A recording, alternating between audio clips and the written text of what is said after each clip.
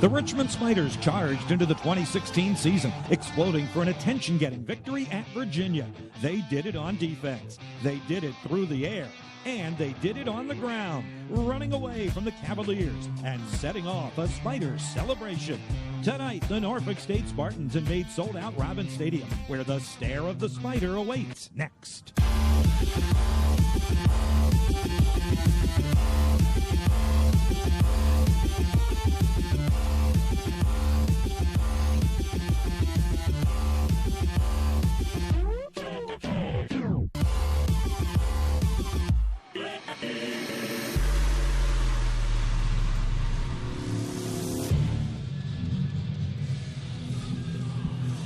It has been a hot sun-splashed Saturday in the capital city, but soon it will be night, meaning we've got football under the lights at Robins Stadium. This is the Lumber Liquidators pregame show. Hello, everyone, and welcome inside the Spider TV CSN broadcast booth. I'm Bob Black, along with Sean Robertson from WTVR TV6 here in Richmond. Caitlin Crumpton will join us from the sidelines in just a couple of moments. Great moment for the Spiders last Saturday, the 37-20 victory at Virginia, Richmond's first over an FBS team since 2011, and they snapped a 10-game losing streak to the Cavaliers that dates back to 1946. So, Sean, the Spiders know their opponents will be giving them their best shot. Richmond's mission, give their opponents their best shot. Well, the expectations were how to begin with before the season started for Richmond, as they were ranked in the top 4 in FCS. With that win over the Cavaliers, now number 2 in the country in FCS, they're going to expect everybody's best shot, and like you mentioned, they got to throw their best shot. Speaking of throwing, Norfolk State, as we get into our Davenport and Company scouting report, has a great thrower and a great runner at quarterback. That's the focal point of Spider head coach Danny Rocco as he discusses Norfolk State starting quarterback Greg Hankerson.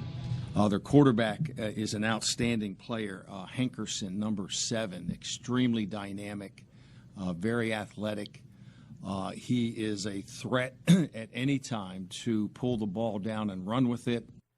Hankerson has the ability to beat you with his arms and with his feet, throwing for over 2,000 yards a season ago for the Spartans.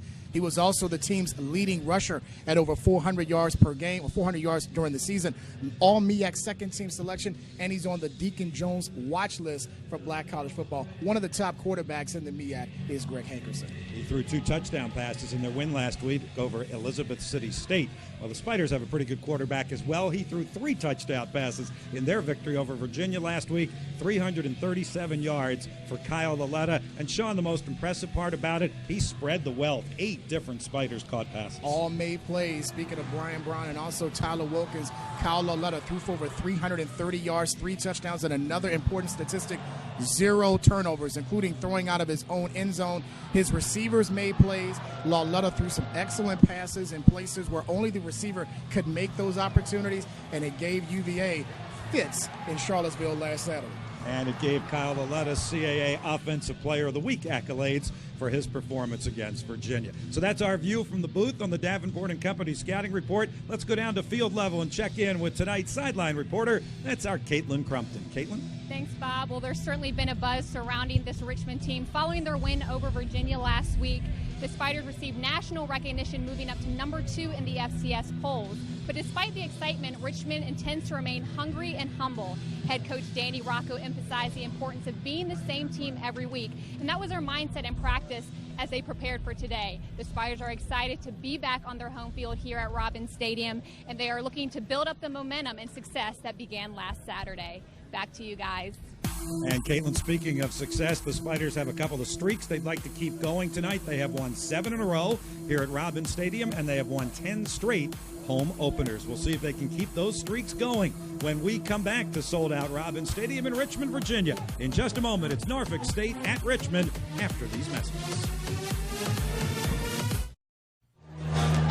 First chance for the Spider faithful to see their hometown heroes in 2016. Of course, Richmond coming off a 10-4 season a year ago, 6-2 in the CAA and League Championship. Today's opponent, Norfolk State, was 4-7 a season ago. Sean, how about your keys to the game? Brought to you by Luck Chevrolet. Bob, number 1 has got to be establish the run. They ran for over 150 yards against UVA last Saturday.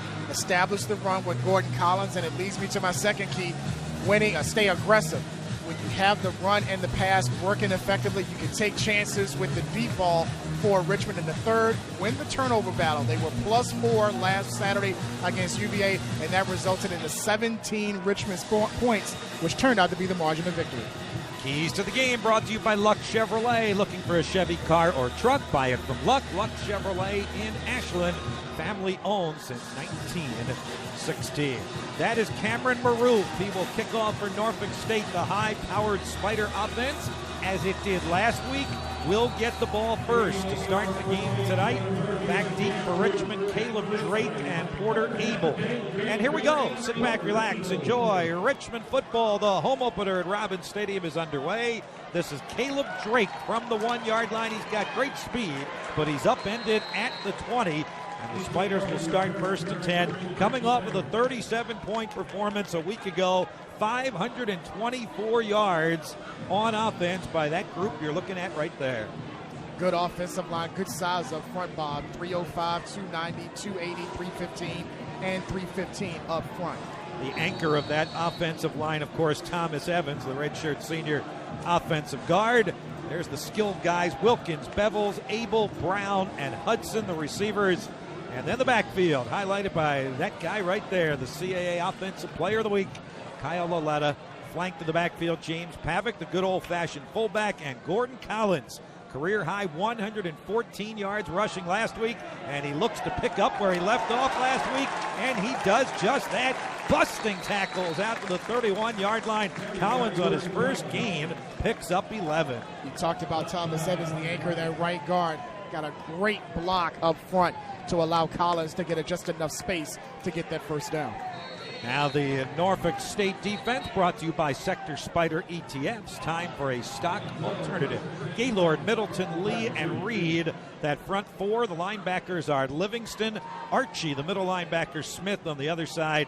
The secondary, Swan, the true freshman, Bobby Price, the senior captain, Brandon Walker, and the senior, Sandy Chapman, the defense for Norfolk State. Spiders already have picked up a first down on their first play. They'll keep it on the ground, and Collins gets tripped up this time in the backfield. He's actually going to lose a couple of yards on that first down run. Brandon Walker, coming from a strong safety position, reading the run action very, very well. Has 6 tackles last week and got 1 in the backfield.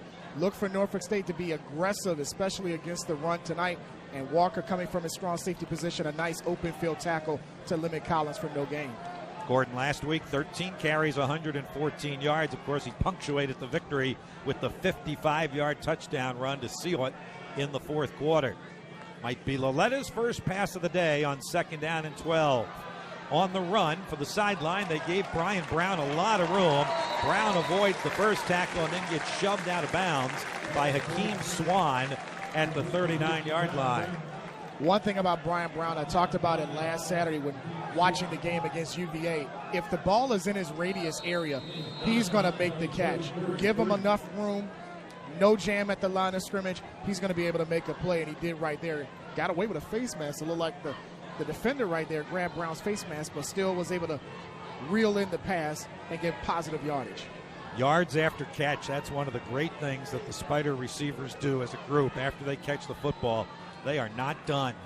3rd and 3, Laletta will throw for the first down. He can't find anybody open, and he's going to get sacked. Back at the original line of scrimmage, Chris Lee, preseason All-MEAC second team, who had 6 quarterback sacks a year ago and had one last week in their victory over Elizabeth City, has one there for the Spartans. It looked like Laletta had Collins coming out of the backfield on a drag route over the middle.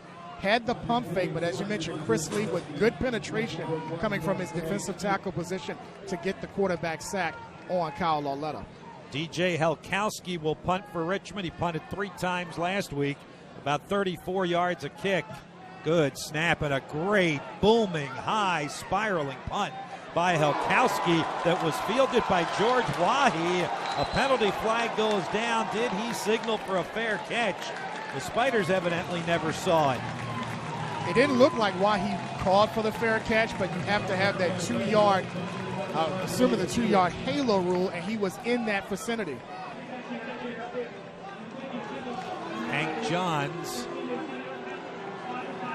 is our referee, and they are calling the interference on the Spiders. Even though Wahi did not call for a fair catch, you have to give him enough yardage to make the catch on that opportunity, and that was not the case. That is going to give the Norfolk State offense great field position from ground level.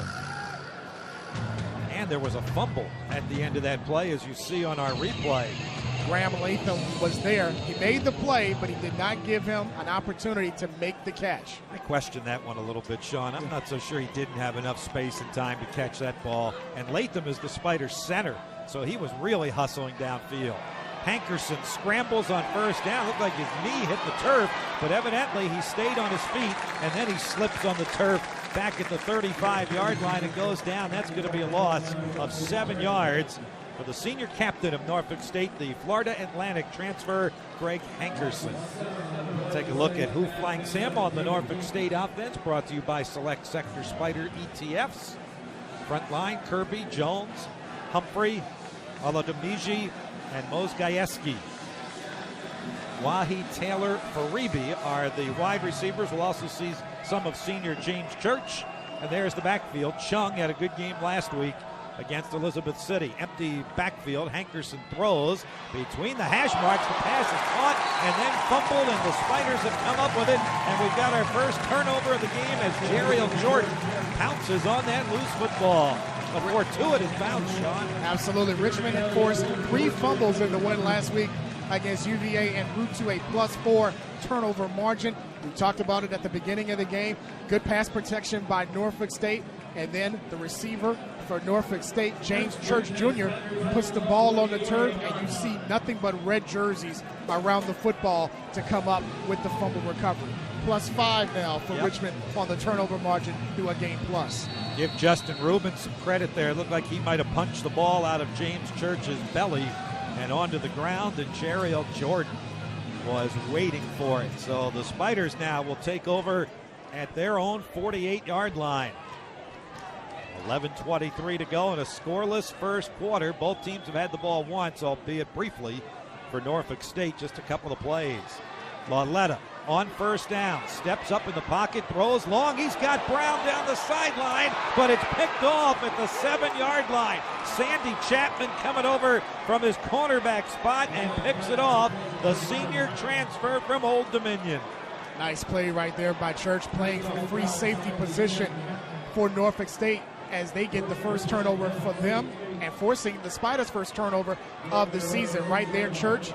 Actually, Sandy Chapman, great diving play by him, great individual effort to get the turnover for Norfolk State. First turnover by the Spider offense this season, and Lauletta really had Brian Brown open under that throw. He just overthrew Brian, and Chapman, playing that center field role, was able to come up with the INT. He had 2 receivers open on that route, him and Bevel's going on a post route as well. So now Norfolk State starts at its own 6-yard line. And on first down, Chung, one of many local products from the Richmond area for Norfolk State, takes it out to the 9-yard line. He's a 6'1" sophomore from James River High School. Take a look at the Spider defense that is right back on the field. Front for Richmond with Gregory, Clyde, Craig, Muse, and Waller from left to right. They'll play a lot of 3-down linemen, sometimes a 4th. They'll sneak one of these linebackers to the line of scrimmage, Howard, Hodge, and Rubin. And then the solid secondary, Jordan, Conacher, the All-American David Jones, and Tefan Mainsaw, who had such a great game last week at UVA. With the forced fumble, the fumble recovery, and the interception.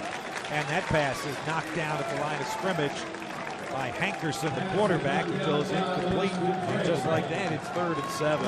You talk about Howard and also Jones. Those are the 2 anchors for the Richmond defense. Howard, the middle linebacker, Jones playing in that secondary. It's almost like 2 quarterbacks on the defense for Richmond this season.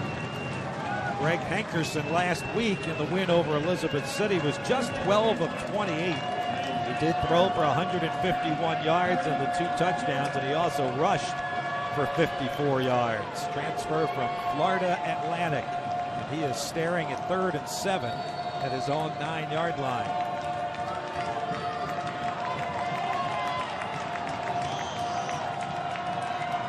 Here come the Spiders on a blitz. Hankerson gets rid of the pass quickly, and it falls incomplete. Quintrell Chung was the intended receiver, but Sean, the pressure by the Spiders, they didn't get an official sack, but they certainly got a hurry on Hankerson. And they did it with just their front four. They did not bring an extra defender coming on the pressure. They brought the front four with Clyde, Craig, Houston, Waller, creating a little chaos in the pocket for Greg Hankerson there that caused that low throw to Chung out of the backfield. So now a punt from Bo Lomax, sophomore from Hampton. Averaged about 34 yards a punt last year. Right-footed kicker. This is a wobbly, short kick that's going to bounce at the 40-yard line. It'll take a Norfolk State roll into Richmond territory and out of bounds on that Spider sideline at the 45. Richmond offense coming back onto the field. The defense doing its job. They got Hankerson behind the line of scrimmage, and they got the ball away from Norfolk State on the first turnover of the game. No score, 10-16 to go, first quarter from Robins Stadium in Richmond, Virginia.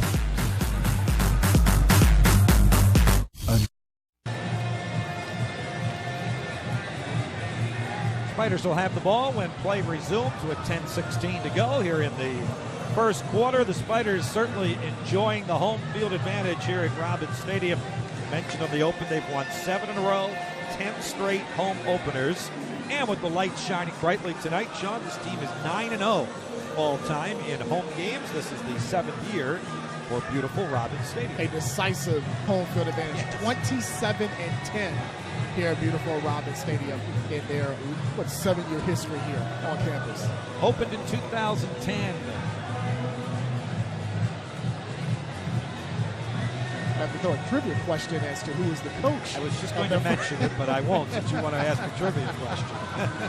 But we both know what the answer is in that instance. And we will talk about that after this play because he is in the stadium tonight. Yes, he is. And on the sideline, just on a different sideline. From the 45, the Spiders start, and Collins takes the handoff, got hit in the backfield. Tough sledding for Gordon, gets just a yard out to the 46. All right, that guy who was the Spider head coach in 2010, Sean, is that guy right now wearing the enemy colors. Absolutely. Latrell Scott was here in 2010. Then after that, went a couple of different locations and is now in his second year as the head coach of Norfolk State University. Last year they were 4-7. He spent a couple years at your alma mater, Virginia State. Yeah. Very successfully there. Of course, he's a Richmond native, played his high school ball at Lee Davis and his college ball at Hampton. So he's on familiar turf. 2nd and 9. Collins looks to break it to the outside. Nothing doing as he's wrapped up by T.C. Livingston, redshirt junior linebacker who had 7 tackles last week against Elizabeth City. That was one more than he had all of last year. He played in 8 games a season ago and had 6 tackles. He had 7 last week, and there he is, middle of your screen. And one thing that Collins did last week very well was he broke that first bit of contact when he was hit at UVA. That time, Livingston, a great play to wrap him up securely and bring him down, not getting more yards after contact. The Spiders were 10 of 17 on 3rd down last week. This is 3rd and 7. Laletta has to scramble under pressure, throwing, and a diving catch by Tyler Wilkins at the Norfolk State 41-yard line. Wilkins made that play, didn't he?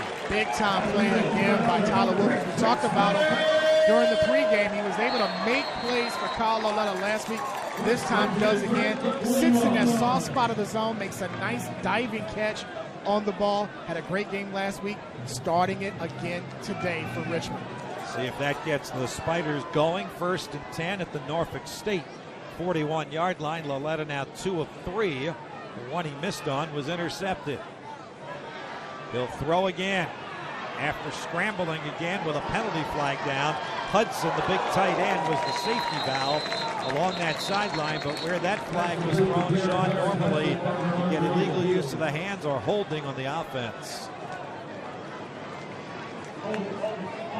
Number 60, 10-yard penalty, still 1st down. Saw Marius Young, the left guard, a Hermitage product here in the area. That was one thing that Coach Rocco was talking about this week in his media session. One thing he had to clean up, and that was the penalties. Too many penalties, negative yardage on Richmond's side last week, and we got one already with Young getting a holding penalty, pushing them back across their side of the field. Well, this was probably the Spiders' biggest fear this week, and that was coming out a little bit disjointed, a little bit flat, about halfway through the first quarter. They have had a turnover and a couple of penalties, and now they are first down at their own 49-yard line. Lauletta to Brown, who makes a leap and catch. Didn't quite hit him in stride. Bryant's still able to go up and get it about helmet high. He got all of the penalty back and then some, and the Spiders will be looking at 3rd and 9 from the 40. Good protection up front by the Spiders offensive line. Chapman again playing way off on the line of scrimmage. You're giving Brian Brown a lot of cushion coming off his release. And like I said, if it's in his radius, he's going to make the catch, and we see that again. Yeah, he could have a big game on short passes. Absolutely. Tonight, because they don't want him to get deep, but they are giving him 5 or 10 yards. 2nd down and 9 from the 40. Out of the backfield, the pass is juggled and dropped by Deontez Thompson, the redshirt freshman. And that pass goes incomplete. It'll be 3rd down. Hey, let's go down and check on the sideline for the first time since kickoff with Caitlin Crumpton. Caitlin, what you got? Well, guys, the depth of this wide receiver core is something that Coach Rocco has said is a great value to this team. He doesn't feel like he has to have the same guys on the field in order to run his offense because Kyle Lauletta has developed a confidence with all of his receivers. Rocco doesn't want the attention to be solely on one guy, so he's going to continue to maximize the efforts of each receiver so they're able to contribute as a whole. Yeah, that would include Deshaun Tibbs and Tyler Wilkins and Deshaun Brissett and Porter Abel. 3rd and 9. Who's he going to go to? He's going to go long and incomplete in the end zone. He was looking for his favorite target, Brian Brown, but just a stride ahead of him, and it falls incomplete. You just saw a rare thing right there, and that's Brian Brown not being able to bring in that catch. There was a little bit of pressure up front. He was able to evade it and still put enough on this pass, and it's just off his fingertips. Normally, that's a play that Brown is going to make. This one just a little bit out in front. Elkowski now to punt for the 2nd time. Wahi stands back at his 10-yard line. Latham with a good snap, no rush, end-over-end kick. Elkowski hoping that it'll bounce inside the 5, and it does. Jeriel Jordan down there to down it at the 1-yard line. Perfect punt by DJ Halkowski and great coverage by Jeriel Jordan. Could have asked for a better special teams play right there, making Norfolk State go the length of the field. Jordan realizing where the goal line is, keeps his balance, keeps possession before he crosses the goal line, and making Norfolk State go 99 yards on this possession. Perfectly done. Absolutely. So now the Spider defense could pin its ears back against a young Norfolk State team. They are young on both sides of the ball. In fact, they had 9 guys last week playing their first game. From the 1, Hankerson hands it off to the fullback, Larry Bishop. Bishop takes it out to about the 5-yard line. He's a big guy, 5'11", bowling ball type, 230 pounds out of Roanoke. And I think if you're Norfolk State right here, you've got to be cautious on the play calling here in this situation in the shadow of your own goal line.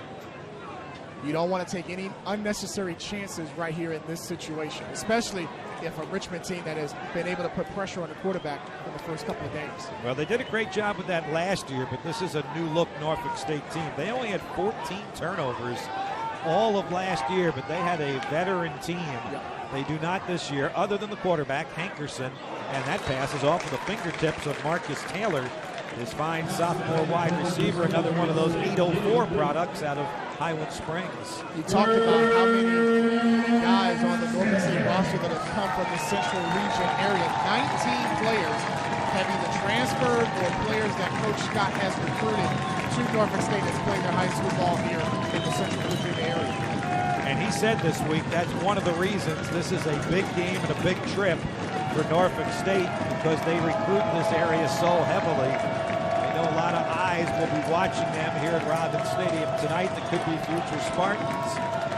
3rd and 6. Hankerson from the gun, quarterback draw. He does well with his legs, and he gets out to the 12-yard line, maybe the 13. and that will be a Norfolk State first down, and that was one of the concerns of Spider head coach Danny Rocco and defensive coordinator Chris Kosh. It's that added dimension that not a lot of quarterbacks in the CAA provide. Greg Hankerson can do that. I mentioned at the top of the broadcast, he was the team's leading rusher a season ago with over 400 yards. And his 2,475 yards of total offense, that was the fourth most in school history. He can do it with his arm and can also do it with his feet. That's a big first down for the Spartans. This drive, of course, started at their 1-yard line. They've inched it out to the 13. Hankerson to throw, pumps, runs, gets to the 15, and slips or slides down at about the 17, where a penalty flag also flies. That was a good job by Andrew Clyde to blow that play up. He was looking for a quick out to the Spartan side of the field, and Clyde jumped up and made Hankerson bring that ball back down. Holding. Offense, number 52. 10-yard penalty. First down. That is the center, Lewis Humphrey, one of their captains. And again, this is going to sound like a broken record, but he is also a Richmonder out of Chester, actually, Thomas Dale High School. And you see the hold right there on Joe Nelson, who was bringing pressure from his defensive tackle position. Humphrey guilty of the infraction. So that will make it first down at about 15, back at the 8-yard line. No score, 5:25 first quarter, and the clock running. Hankerson will hand off. This is Gerard Johnson, the backup tailback. Transfer from Old Dominion down there in Norfolk, and he gets only to about the 13-yard line. Another one of those 804 players. He comes from Meadowbrook High School in the area. Really solid tackle by Selton Hodge, the redshirt senior linebacker for the Spiders. And I've seen in this drive already, Bob, we've seen Richmond show different or multiple fronts. They'll rush 4, they'll rush 3 and play 8 in coverage. This time they're going to bring 4 down linemen to try to give Norfolk State another look on the defensive front. 2nd and 10.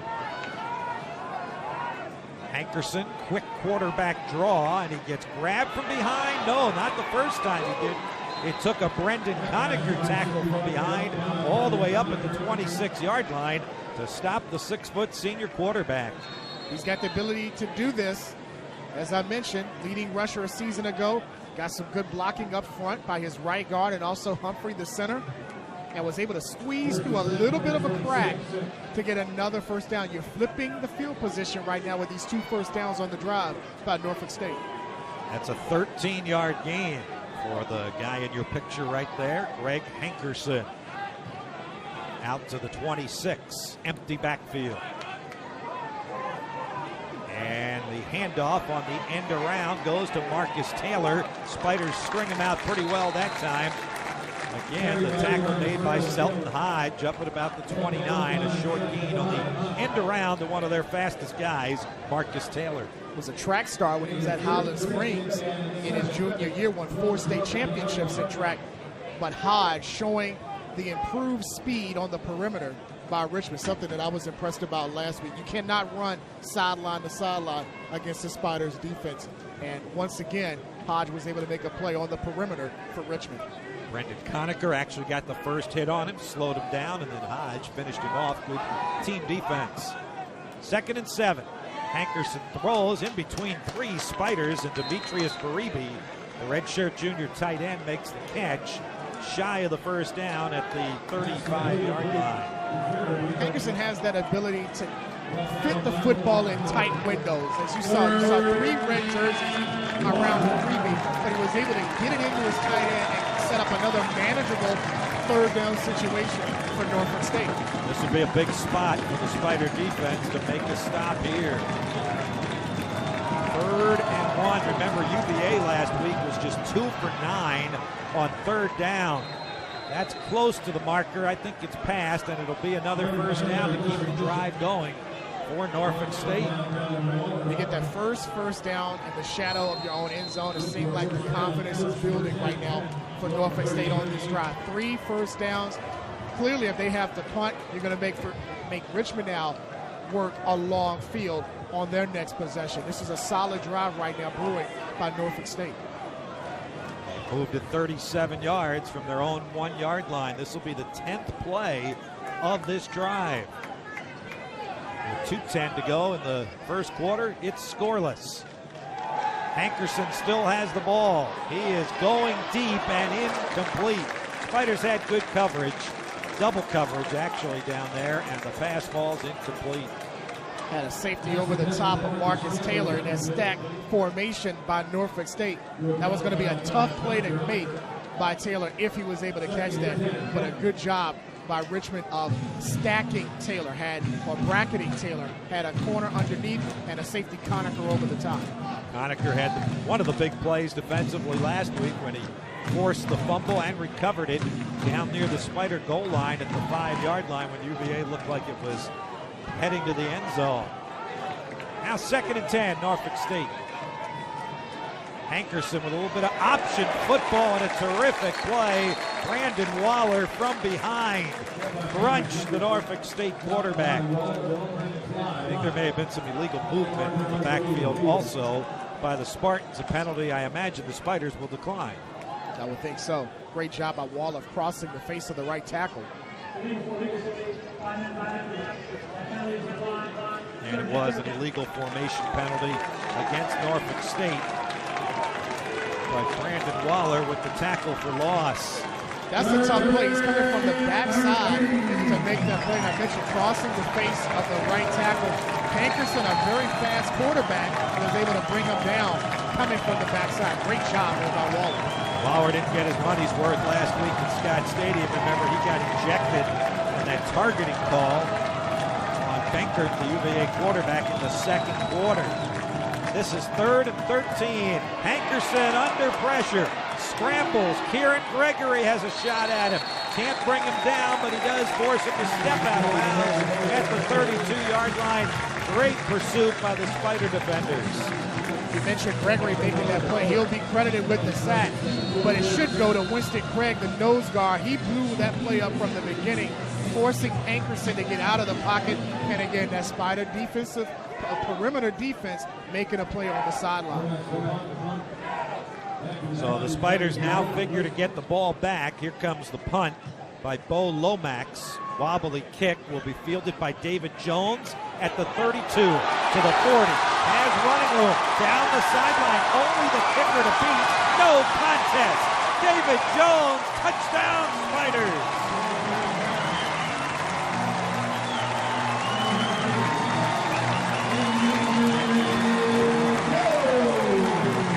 We talk so much about how Jones plays in the secondary.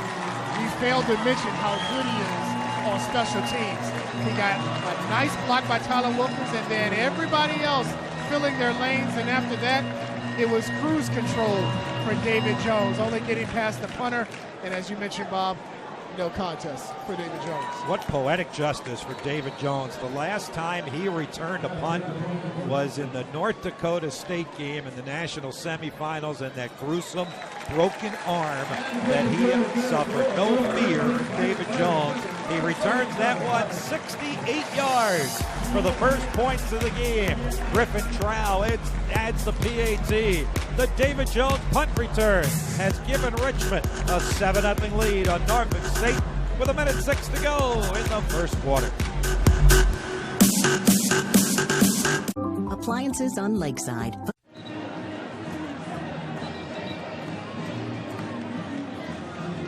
The hero of the first quarter for the Richmond Spiders, All-American David Jones, not for his defensive play, but for his special teams play. 68-yard punt return for a touchdown. It's been 7 years since a Spider returned a punt for a touchdown. That was Derek Hatcher against the Maine Black Bears in October of 2009. Until tonight, when David Jones does it.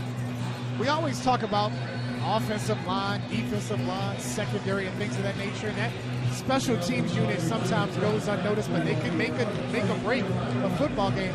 That could be a huge turning point in this game as we go along. That big punt return, a 68-yarder by David Jones.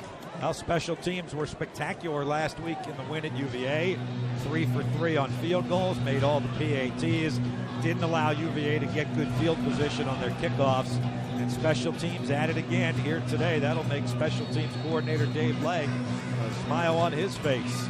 Now let's see if Griffin Trow kicks it to Marcus Taylor, the fastest man on the Norfolk State team. He's standing at the 3-yard line, and Trow's kick is a good one to the far sideline. Taylor hustles over to grab it at the 5-yard line.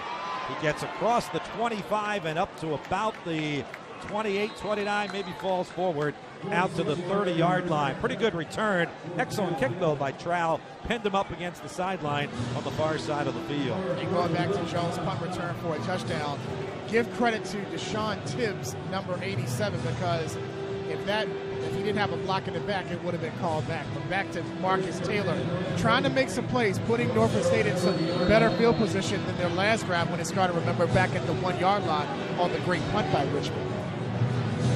So here's Norfolk State now to take over at the 30-yard line. You know, you mentioned when the Spiders were credited for the sack on Hankerson, the last possession, that it should have gone to Winston Craig because of what he did.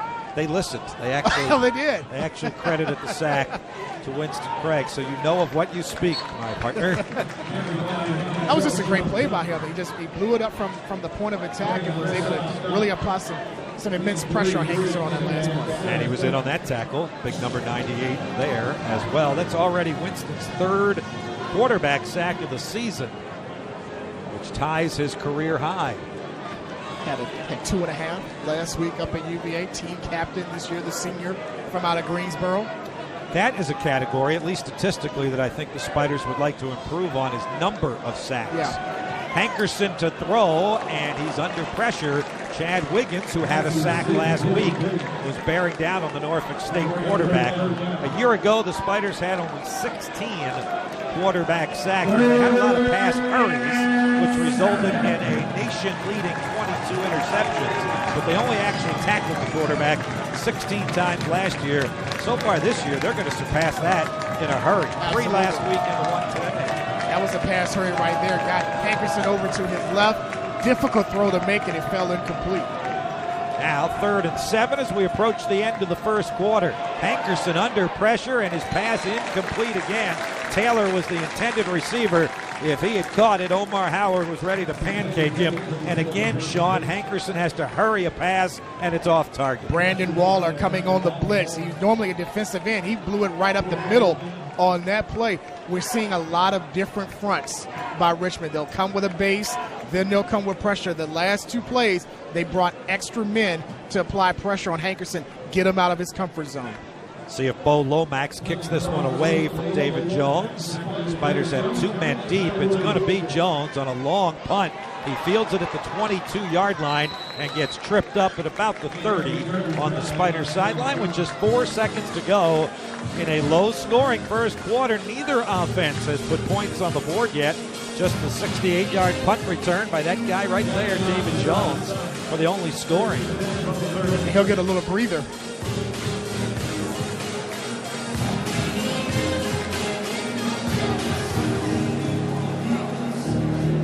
So the Spiders will start at their own 30 with the 7-0 lead, but it has been a slow start for the Spider offense, just 38 yards here in the first quarter. And the old traditional I formation on first down from the 30. Lauletta spins left, throws to Brian Brown, and he gets knocked off his feet immediately on that play. Sandy Chapman has had a big first quarter, the interception, and that tackle on Brown for no gain, which brings us to the end of the first quarter, and that guy coming right into your living room, responsible for the only points of the game, the David Jones punt return for touchdown. And that's it for the first 15 minutes of football. Back with the second quarter coming up next. Attention patients who were treated with the drug.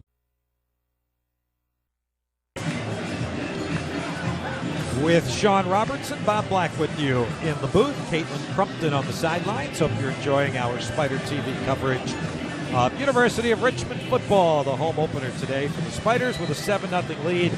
At the end of the first quarter, Sean, it was a quarter somewhat void of offense, really, by either team. Yeah, looking at the total yards, Norfolk State has outgained Richmond 57-38, and one of the key stats we were going to talk about today was the ground attack Richmond has just 7 yards on the ground compared to Norfolk State's 38. Hankerson with 16 yards rushing for the Spartans, leading the way. It is 2nd and 10 for the Spiders. No gain on that first down pass play from Loletta to Brown. And Loletta will go back to throw again. Zips this one on the near side. Jermel Bevels makes his first reception. Really sharp run route by Bevels. Gets it out to the 41 and a first down. He had 3 catches last week against UVA. Again, as you mentioned, a quick pass to Bevels. I think right now we may try to see Kyle Loletta getting into some bit of a rhythm. The quick passes, we saw that be very effective last week. That one to Bevels was on target. Quick, maybe 3 to 5 step drop by him to get the ball out quickly. Loletta again under center. Nick Virgos. Check off at the line of scrimmage. Saw something in the Norfolk State defense. Still has plenty of time on the play clock. And he'll hand it to Collins, who looks for some running room and gets stood up at about the 44-yard line. The Spartans are hitting hard. Dante Hainsworth, senior out of Hanover High in Mechanicsville, made that tackle. He started to creep up from his free safety position. He recognized that Loletta checked off the play, went to a run, and tried to make the immediate impact on Collins, and he was able to do so. Not a lot of yardage after that first hit by Collins. Now David Broadus in the game at quarterback. Loletta is still in the game. He is in motion, in fact. Broadus will keep the football, run to the left. Loletta slides down in an attempt to make a block, but also stay out of harm's way, and Broadus is able to get close to midfield. That's what David Broadus does best for the Spiders. I wonder what Loletta was going to do once Broadus was going to run to his side, and that was a little bit of an attempt on Hainsworth to come up with a block. Not much, but it was a little bit. I still like the idea of him just getting out of harm's way. Yeah. I think John Garrett, the Spider offensive coordinator and quarterbacks coach, would concur. It is 3rd and 2 for Richmond. And Loletta is back at center, rolls to the right and hits Gordon Collins, who has the first down. Collins takes a hard hit by Chapman at the end of the play, and Collins not getting up on the Spider sideline. Chapman came out of there with the football. I don't believe the officials will give him the turnover. They'll call the play down.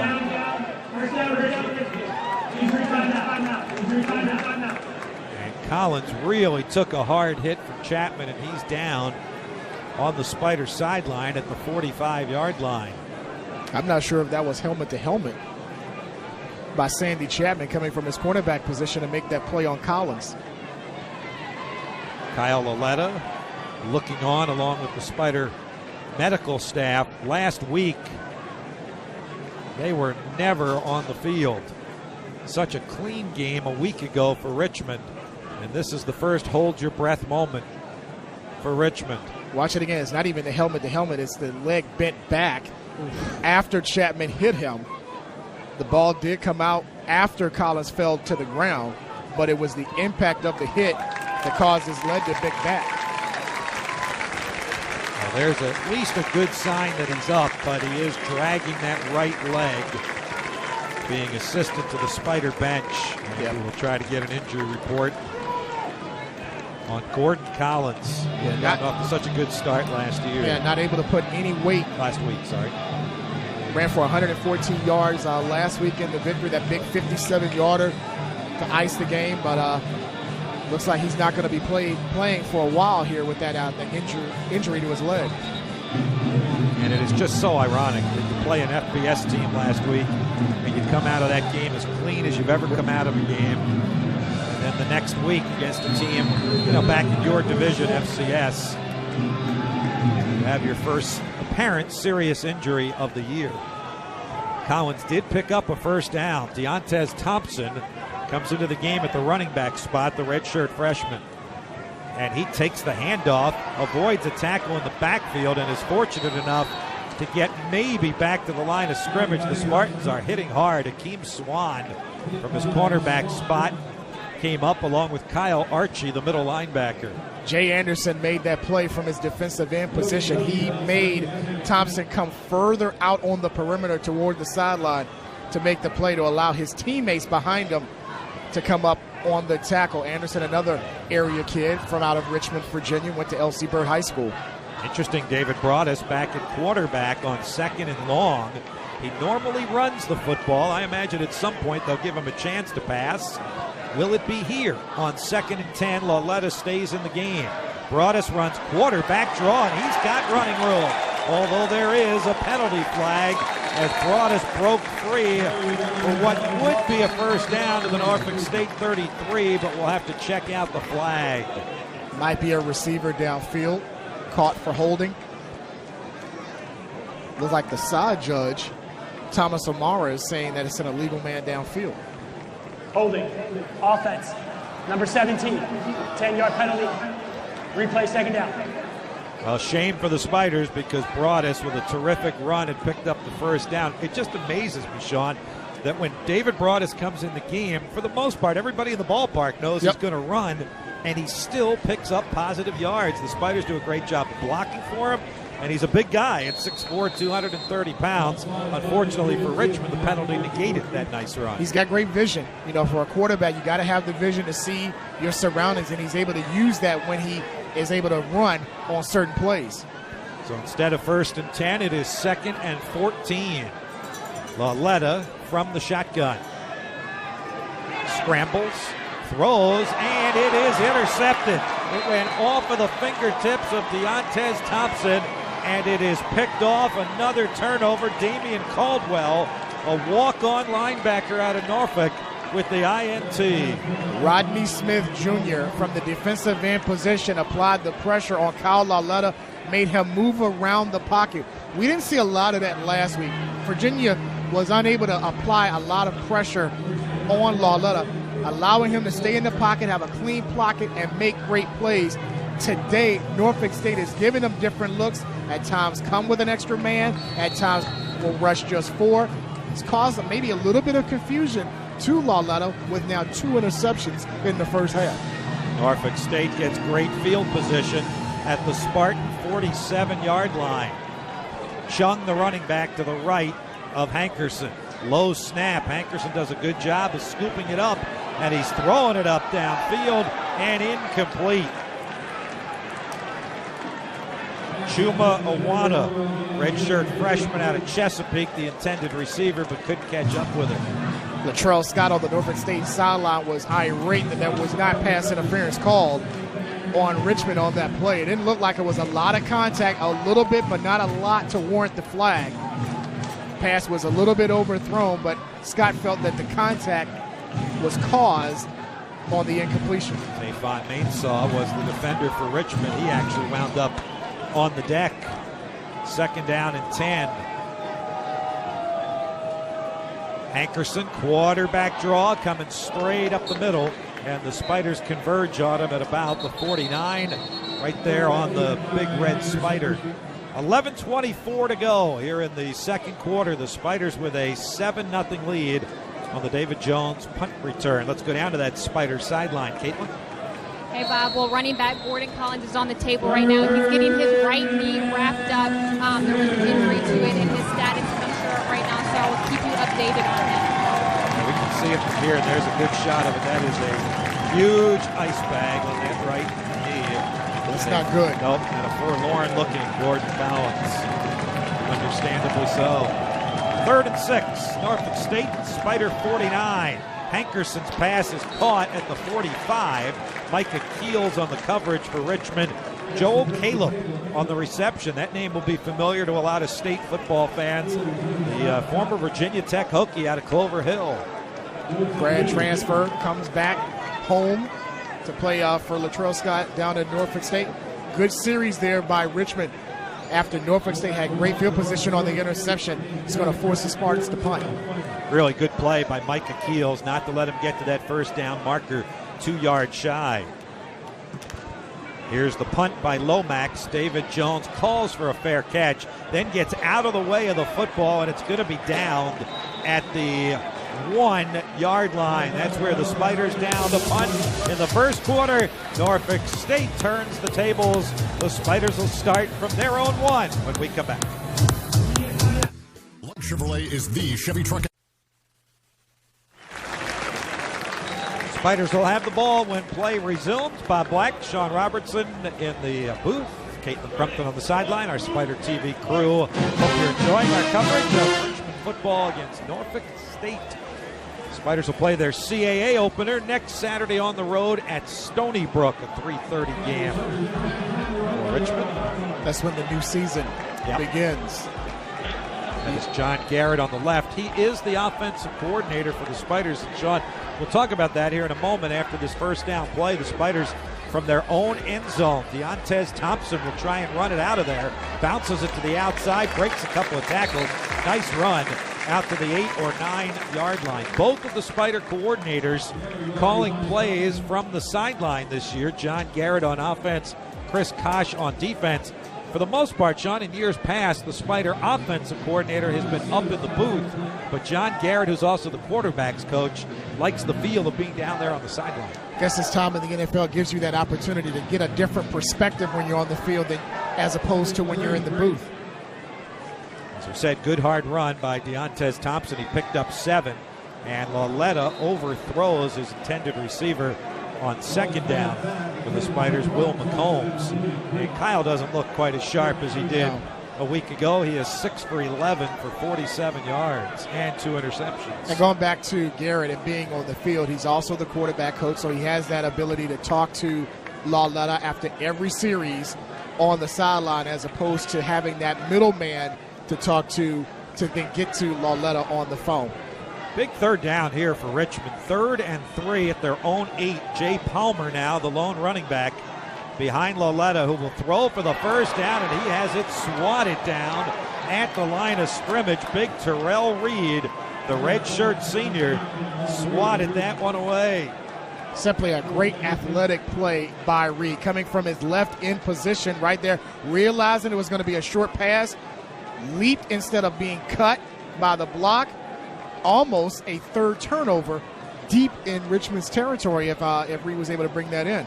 Instead, it'll be another punt from DJ Helkowski, almost from the back of the end zone. His 3rd punt of the game. He's averaged 40 yards a kick in his first 2.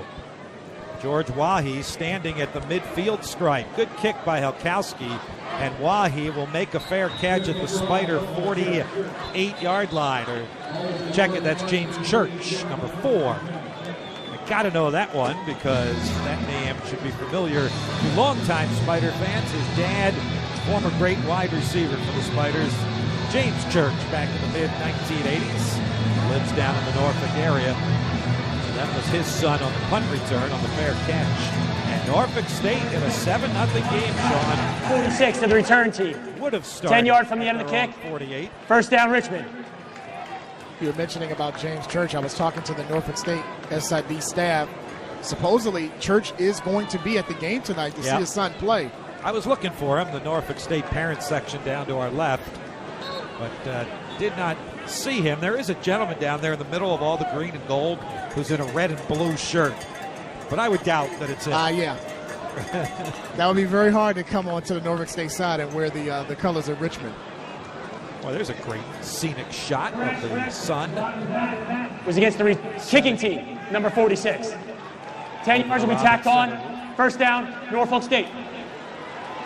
Well, our referee, Hank Johns, got that one all confused. The penalty was against the Spiders. Danny Rocco not understanding that call from the Richmond sideline. And now Norfolk State will start this drive at the Spider 38-yard line. Call that on Omar Howard. Hankerson on first down, hands it to Taylor on the end around, and Brendan Conacher stands him up at the 36-yard line. Terrific hit by the Spider redshirt junior safety. We've seen that formation frequently here in this first half, that jet sweep play. Conacher coming from his safety spot, realizing what was going to happen and wrapping him up. Nothing after the first bit of contact. Great play there by Conacher coming from his free safety position. Something that Norfolk State is going to try to do. They're going to try to mix it up, go with the jet sweep instead of the traditional try to run it off tackle or run it up the middle. Trying to use that speed against Richmond. Conacher took some of that hit also. He was a little wobbly getting up, but he stays in there. And Hankerson avoids a sack in the backfield and throws the ball away and out of bounds. Well, he is nifty on his feet. The Spiders had him wrapped up a couple of times there. Great job up front by the Richmond front four. Lewis Humphrey, the center for Norfolk State, has got to come out for a play because his helmet came off on that play. Brandon Waller, again in the vicinity, creating havoc for Richmond on that defensive front four, making a play on the perimeter against Hankerson. Norfolk State is 2 for 6 on third down conversions, and there's some confusion about the play call, and they're going to have to use a timeout. It's their first time out of the half. Timeout. So let's take it with them with 8:31 to go here in the second quarter. It's the Richmond Spiders 7, the Norfolk State Spartans nothing. Back to Robins Center in a moment. Robins Stadium in a moment.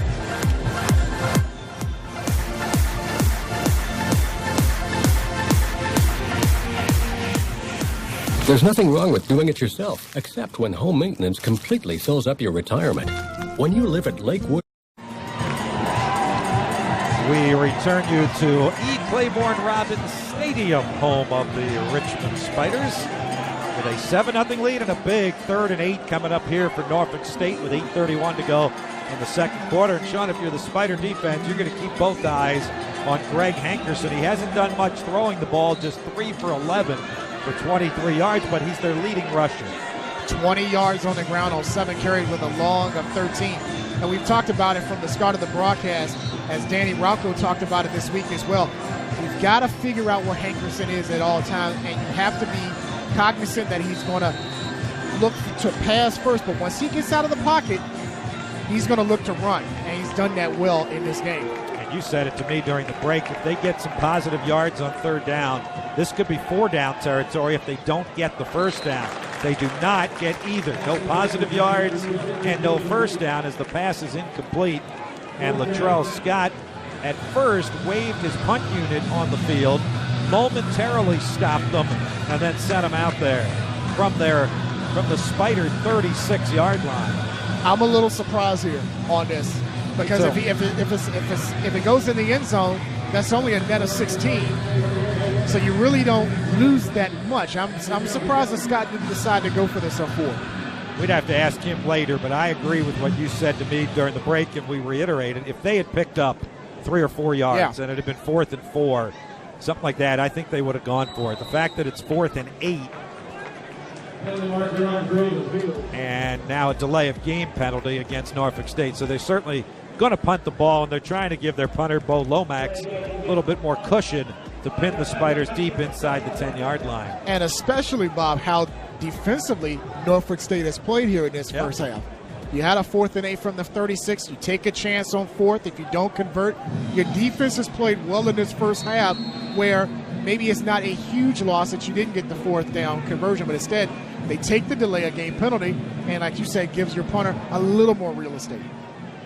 So Bo Lomax to punt it away. This is already his 5th punt of the first half. Wilkins and Jones are both deep. Excellent punt.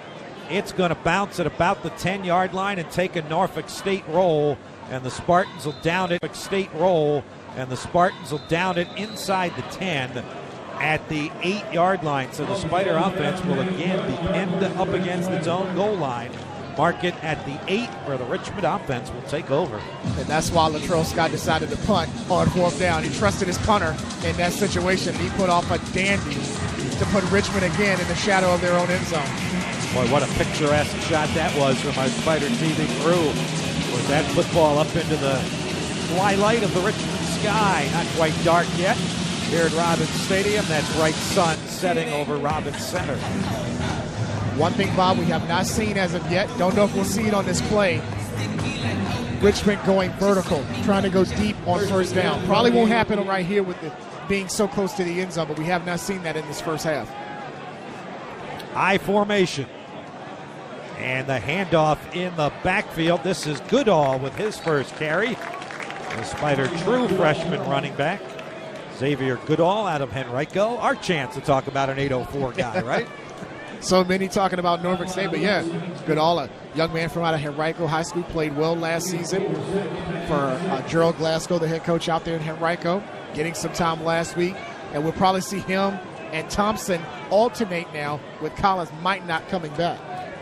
Picked up 4, 2nd and 6. Again, it's Goodall. He runs hard. He gets out across the 15 to about the 17. A little bit shy of a first down. There's another penalty flag. I'll tell you what, in a lot of ways, tonight looks like a season-opening game. Yeah. Between the penalties and the turnovers.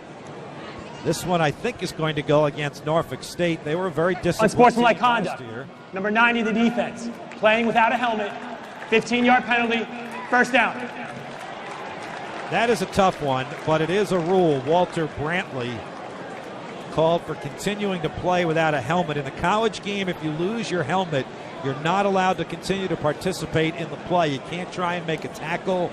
You can't remain in the play. It's a safety issue. And you see him right there in the middle of the scrum. He's in there without the helmet trying to make the tackle. In fact, he is in on the tackle without the helmet. But they teach you to play until the whistle regardless, and unfortunately, Norfolk State took a bad break there. Yeah, that was a good call. 1st and 10, Spiders up at the 31-yard line. That is tough for an athlete, though, to kind of give up like that. Lauletta has time.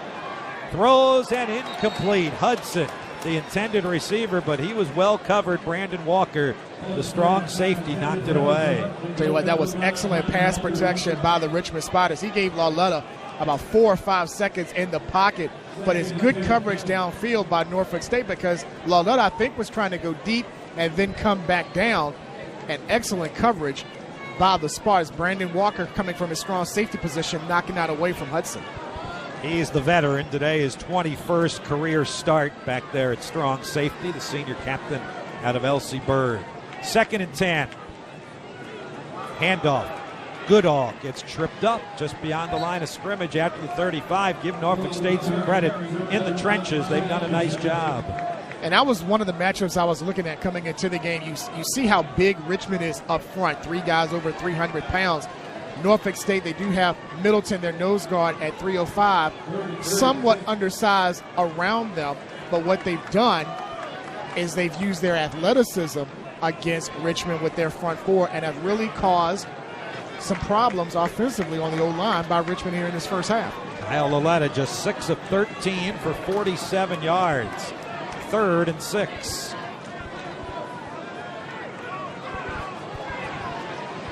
Looking for a first down. Lauletta looks for Brian Brown, and he was well covered, and the pass knocked away and incomplete. That was Terrell Reed coming from his defensive end position on coverage on Brian Brown, and he undercut the route and almost had it picked off. I talked about the athleticism. 6'2", 245, playing on the perimeter of Brian Brown, and almost got a 3rd turnover for the Spartans.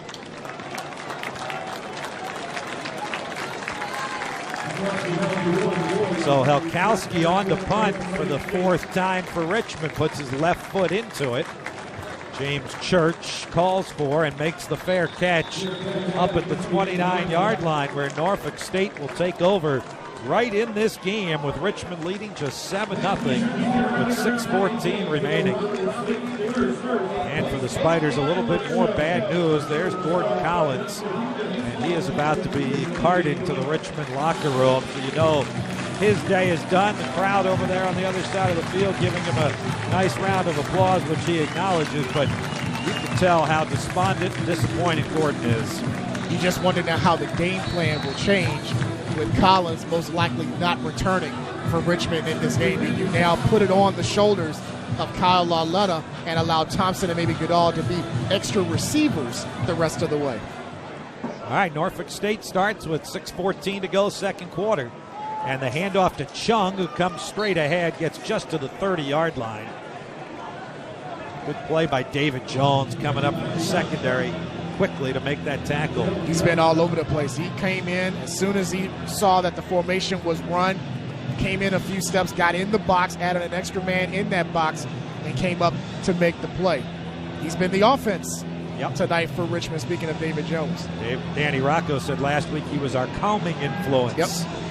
With all the emotion surrounding that game at Virginia, that David Jones was the guy. Played great, but kept everybody composed. Hankerson wants to throw. scrambles to the near side, runs to get as much as he can up to about the 35-yard line. Omar Howard made sure he went out of bounds at the 34. This week in practice, Danny Rocco was saying they used Kevin Johnson, their scout team quarterback, to be Greg Hankerson, and Coach Rocco said Kevin did a great job at simulating what the Spiders were going to see. Now, of course, they weren't going to tackle one of their own guys, right, Kevin Johnson, so they didn't do that part on him. But Kevin, likely to be redshirted this year, played a little bit as a true freshman last year, did a really nice job this week with the Spiders. And it's really hard to kind of visualize who in the conference that has that same athleticism as Hankerson. 3rd down and 5, and the ball slips out of his hands. It's going to be called a fumble. It's loose on the field. One of the Spiders tried to scoop it up and score and lost the ball. And then there's a mad scramble for it at about the 22-yard line. Officials will unpile them. Looked like Chad Wiggins came in untouched, came up with the knockdown, ball comes loose, and Richmond's David Norris had a chance at a scoop and score, but Richmond was able to get the recovery nonetheless. Watch it again. Ball came out of his hands right before Wiggins came up with the sack. Norris had a chance, loses it again, and it went off an offensive lineman for Norfolk State before the Spiders eventually recovered it. I think it was David Norris who actually recovered it the second time. But he did see that end zone staring him in the face, and he was going to try and scoop and go, and he lost his balance, and he lost the football. But then I think in that scramble, it was Norris, the sophomore, who started his collegiate career at UAB until they dropped football. They've since reinstated it. The Spiders are happy he has stayed in red and blue. You got to take advantage here. Remember, 17 points off for turnovers last week. It's the second tonight forced by the Spiders. So 4:48 to go in the quarter. See if the Spiders can make something out of this. Not on first down as they try Drake on the end around, and he loses yardage back to about the 25-yard line. Again, the Norfolk State athleticism. Brandon Walker coming from his strong safety position. They went with that jet sweep play on the perimeter, and Brandon Walker coming unblocked, making a play in the backfield for Richmond. It has been officially confirmed it was David Norris on the fumble recovery. Yeah, you mentioned a great story for that young man, getting an opportunity to play football again after UAB dropped it. 2nd and 13, David Broadus in the game at quarterback, and he will only get to the 21-yard line. This Norfolk State defense, which gave up only 91 yards rushing last week to Elizabeth City State, has really done a good job here in the first half on the Spider offensive attack. Coach Scott likes speed. He likes speed from the defensive line to the linebackers to the safety. We see a lot of that in this team.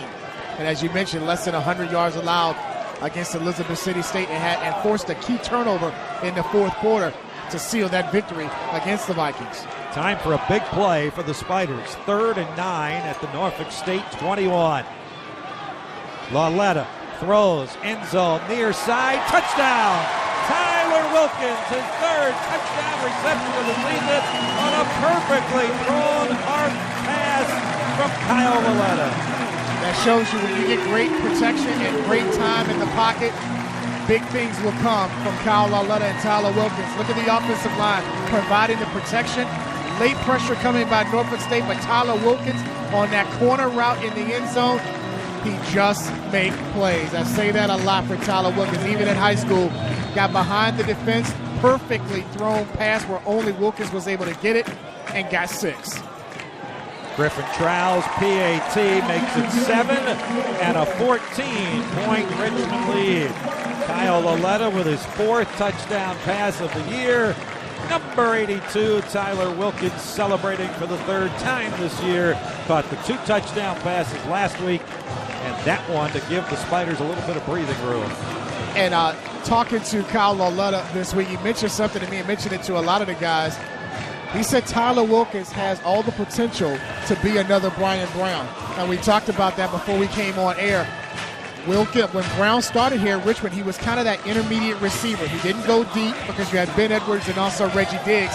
And that's what they're doing for Tyler Wilkins. He'll go intermediate if necessary. He can stretch the field at times, but that is Brian Brown's responsibility. And on that play on the corner route, playing man coverage. Speaking of Norfolk State, he was able to beat the secondary, get in that corner route, and come up with a great catch. I thought that was a high compliment that Kyle Laletta gave on Tyler Wilkins, saying he could be the next Byron Brown. And if so, he's going to be top 5 in school history in reception and yardage.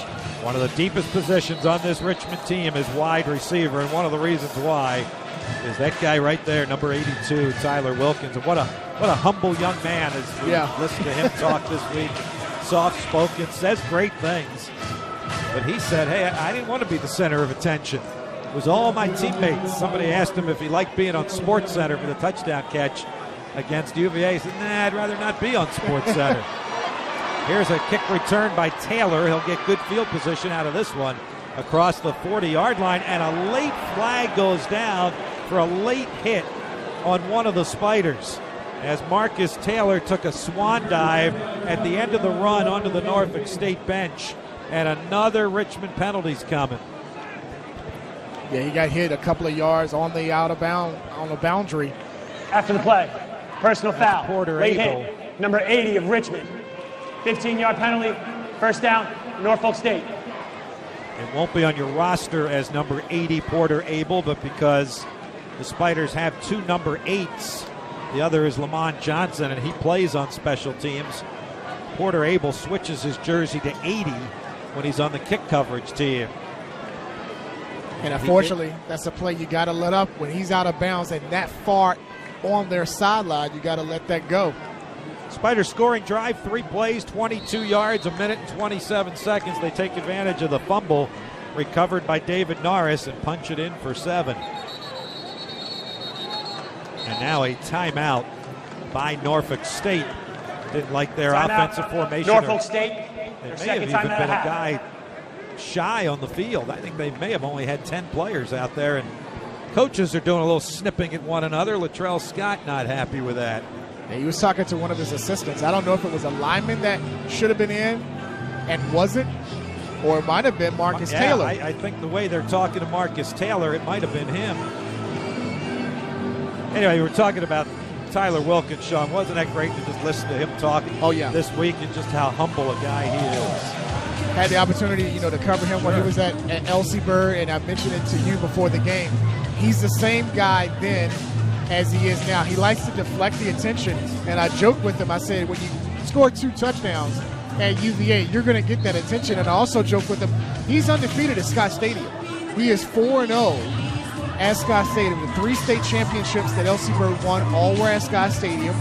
And then last week he goes up there, gets the 2 touchdowns, and he wins up there 4-0. At Scott Stadium. I would like to ask him what his favorite highlight at Scott Stadium is. Which one of those would be number 1? Though? He would say the 2 touchdowns. 2 touchdowns? All right. Okay. I would think right now he would say that. Okay. All right, 1st and 10 for Norfolk State inside Richmond territory, and Hankerson really having trouble on the turf. Slips and falls at the line of scrimmage, trying to make a sharp cut. He's really the only guy who's had trouble on the turf. I don't know if it's his cleats or how quick he is. And that's at least the 3rd or 4th time when he's tried to make a cut that he slips on the turf. Brandon Waller was about to get to him. And Hankerson with that turf monster raising its ugly head on him. And Waller's done a real good job tonight playing on the line for Richmond. 2nd and 10, 2.5 minutes to go, 2nd quarter. Hankerson over the middle, and this one's caught by George Wahi, the redshirt freshman wide receiver. He takes it up to the Spider 34 for a Richmond 1st down. Hankerson that time with some good pass protection by his O-line, and saw Wahi going across the middle, making the play, getting a 1st down. Now again, in that intermediate area, you're at the 34. Let's see if Norfolk State will try to stretch the field and try to go into the end zone with a little over 2 minutes to go. 14-0 Spiders. Clock running. You see it upper left of your screen. Norfolk State at the Richmond 34. Hankerson hands off straight ahead. Not much doing there. Gerard Johnson, the tailback. And Winston Craig in that area again. We've said his name a lot in this 1st half. Going up against Wes Jones, the Spartans left guard. Great job of penetrating the line by Winston Craig. he's really played well these first 2 games for Richmond. 2.5 sacks last week against UVA, had a sack here tonight in the first half, and has really been on the other side of Norfolk State's line of scrimmage. 2nd down and 10. From the shotgun, Hankerson scrambles all the way back to midfield. Spiders are chasing him, and he's still running, and finally knocked out of bounds. Justin Rubin finally stood him up. That'll stop the clock with 1:10 to go before halftime. I just talked about Craig and Clyde coming in the backfield, causing pressure up in the backfield and making Hankerson pull the ball down, but great pursuit by the linebackers of Richmond to thwart what was going to be a decent play. Yeah, he ran a long way for nothing. Back to the 34-yard line at a huge 3rd and 10. I imagine this is 4-down territory, especially with only 1:10 to go. You would think. In the quarter, if they don't pick it up here. Taylor and Church to the left, and again, another timeout needed by the Norfolk State Norfolk Spartans. State. Final timeout. Yeah, that is their last timeout of the half, so if they pick up some yardage, they're not going to be able to call any more timeouts. Not at all. I saw some frustrated Spartans on the sideline because that's that timeout you got to keep in that situation. Do you take the 5-yard delay of game to keep the timeout in your pocket in the event you get decent yardage to set up a field goal try, or do you burn the timeout, which Norfolk State did? Now, unless you get a first down, you can't stop the clock. So you got to either go toward the sidelines or hope that your offense here on 3rd down gets that first down to stop the clock briefly. I don't think Coach Scott wanted 3rd and 15. Not at all. I don't think he was going to take that penalty. He was going to use that timeout. 3rd and 10 is tough enough. 3rd and 15 would have been a lot worse. Spiders will go with a 3-man rush. They've got 8 back in coverage on 3rd and 10 at the Richmond 34. Hankerson sets up a screen, and the Spiders sniffed it out. Winston Craig and Chad Wiggins all over him and drop him at the 35 for a loss of a yard. And now for some reason the officials stop the clock. The Spiders are going to use the timeout. Danny Rocco would like to get the ball back. Richmond has all of its timeouts remaining, now 2 of the 3 after using that one, and he'll force Latrell Scott to make some kind of decision here on 4th and 11. But we said it on the last drive, we thought you go for it on 4th and 8, and they decided to punt with under a minute. I would think you go for it. Again, it's 4th and 11 from the 35, but again, the way the Spartans defense have played for the most part of this half, do you put the onus on them to hold Richmond to at least a field goal if you don't convert? But I do like the timeout by Danny Rocco right there, making Coach Scott now really think about what I need to do here on 4th down. Well, Danny's done 2 things here. He has forced Latrell Scott to make a decision about what to do on 4th down, and secondly, he has told the whole stadium, if I get the ball back, we're going. We're not taking a knee. We're going to try and go get some more points. To your keys to the game, stay aggressive. Absolutely. And Coach Rocco true to his word. So Norfolk State looks like they'll go for it on 4th and 11. And here they go. Hankerson pumps. He's going to be sacked back at the 40-yard line. The Spiders get a quarterback sack, and they'll get great field position. Terrific defensive stand. Charles Mack coming up from the secondary to get the quarterback sack. You mentioned the aggressiveness. They came with the safety blitz. Charles Mack in the backfield there along with Waller coming up with the sack. And now you're looking at Richmond, 2 timeouts, under a minute to go. You've got to stretch the field right here. You've got to put the foot on the gas if you're the Spiders going into halftime. I'll tell you, one of the key plays in the game is Danny Rocco taking that time out there. That was a tremendous call by the CAA Coach of the Year. Then the defense did its part. And that's hidden yardage because of the quarterback sack. You give them better field position. At the Richmond 40, Lauletta on the delay. Deontez Thompson with the handoff. And the Spartans weren't really fooled by that, out to just the 44-yard line. And the clock continues to run with 40 seconds to go. Spiders come right to the line of scrimmage. 2nd and 6. Lauletta to throw. steps up in the pocket. Another penalty flag is down. This one at the feet of Marius Young, who gets up quickly and runs away from it. But he probably got detected for holding.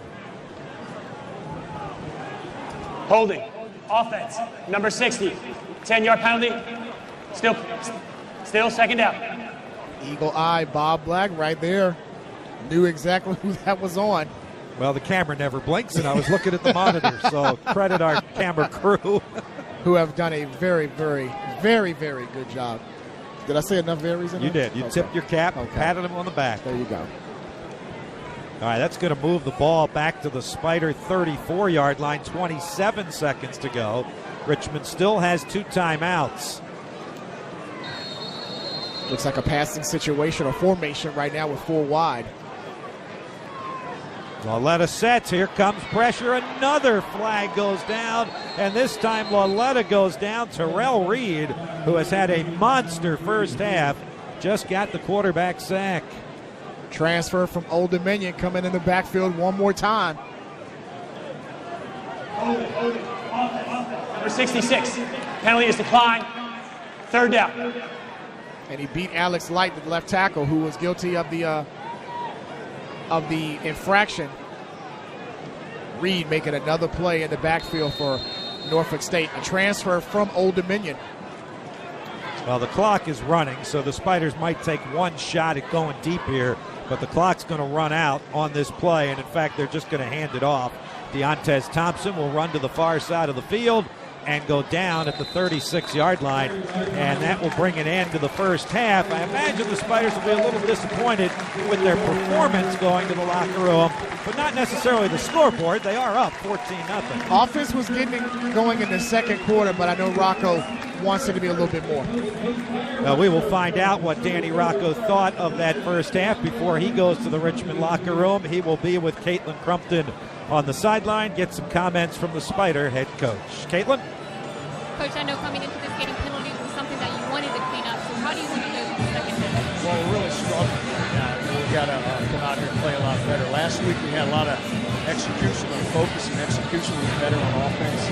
Today we're really struggling to move the ball. We have no consistency. The penalties are killing us. Our defense is playing really, really well. And what adjustments do you need to make on offense? Well, we're going to have to protect our quarterback because right now we're really not doing a very good job of protecting Kyle. And Kyle's got to get the ball out on timing. He's sitting back there holding the ball too long. So we're out of sync right now. So we're going to have to get that fixed here in the locker room. Thanks, Coach.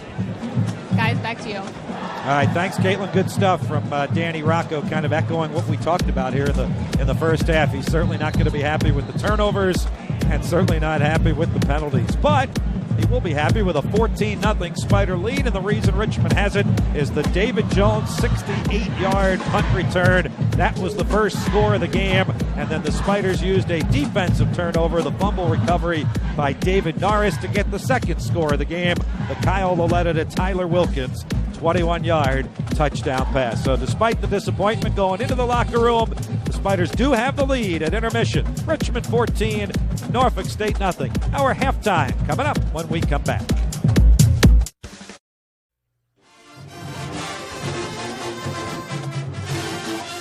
From field level at Robbins Stadium, our Lumber Liquidators halftime continues with the Richmond Spiders leading the Norfolk State Spartans 14-0 in the first ever meeting between these two teams. Welcome back inside our Spider TV CSN broadcast booth with Sean Robertson. I'm Bob Black. Unfortunately, Sean, that first half had more turnovers and more penalties than it did touchdowns. We talked about turnovers going to be the key for Richmond if they wanted to pick up a victory. They had 4 forced last week against Virginia. They had a couple in the first half, and it started in the first quarter for the Richmond Spiders defense. Unfortunately, they were unable to take advantage of that turnover until the second quarter when they forced a fumble and they got the touchdown. But they did get 2 fumble recoveries in that first quarter. Here's the first one by Jeriel Jordan.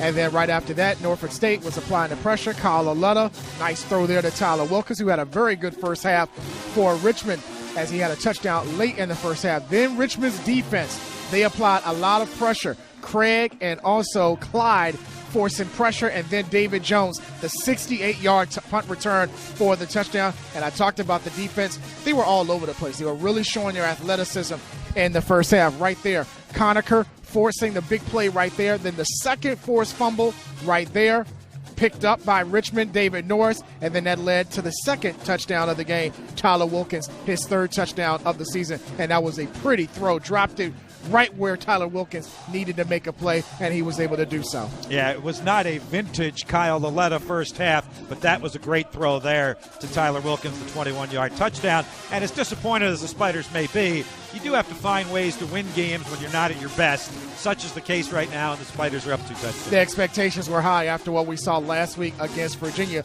but you knew there was going to be something like this in today's game, and that's what Coach Danny Rocco said at halftime.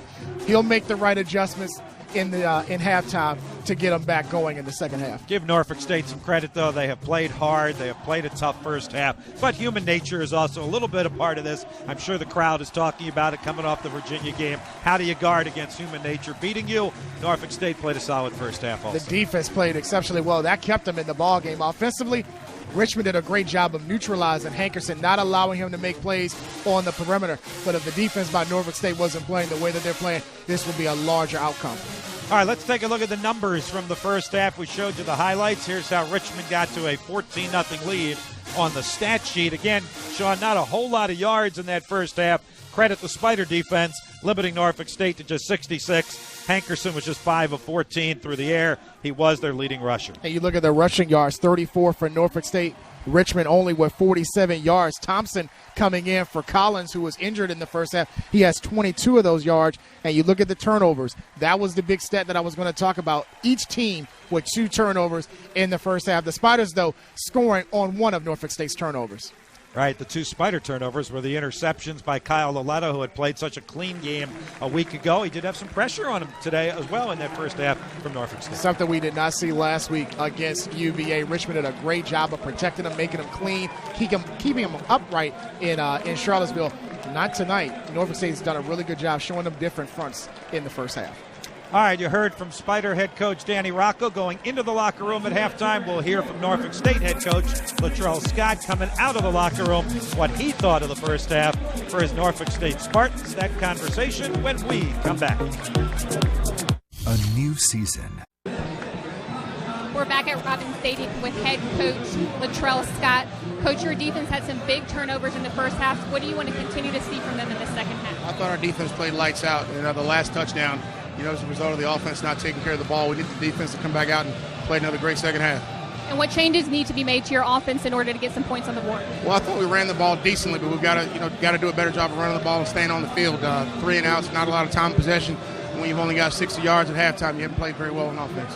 Thanks, Coach. Guys, back to you. All right, Caitlin, thanks. Neither head coach seemed very happy when they talked with Caitlin at halftime, Sean. Obviously, we know what's going through Danny Rocco's mind. And I think Latrell Scott, in general, is pleased with how competitive his team has been in the first half. He would just like to see some offense. He was happy with 1/3 of his team. Right. And that was the defense, because that has kept Norfolk State in the ballgame. Offensively for a team, and we've talked about the weapons that the Spartans have with Greg Hankerson, the quarterback, and he's got some speed on the perimeter with Wahi and Taylor and Church. He's got weapons, but you got to credit the job that Richmond's front four has done tonight, specifically Clyde and Craig. They have done a really good job of blowing up the offensive line of Norfolk State in the first half. Yeah, we showed you the offensive numbers on the stat sheet at halftime. Brandon Waller is the Spiders' leading tackler in the game with 6, 1.5 of those coming for loss. And then Conacher, Rubin, and Craig each with 3 tackles, and Winston Craig has himself a quarterback sack as well. So kind of a defensive-minded first half with the turnovers. The penalties made it a bit of a disjointed first half of football here at Robins Stadium. Tonight, where, as we said at the open, the Spiders trying to continue some streaks. They've won 7 in a row at home. They've won 10 straight home openers, and they are 9-0 in night games. And the lights now have taken full effect here at Robins Stadium. Dave Jones had the punt return for the touchdown in that first half that got the scoring going. The first punt return for a Spider touchdown since October of 2009 when Derek Hatcher did it. And special teams has been critical for both teams. Jones' punt return. The punters of both teams have done an excellent job of making the opponent go the length of the field. We've seen 2 drives, 1 for each, go deep inside their own 10-yard line.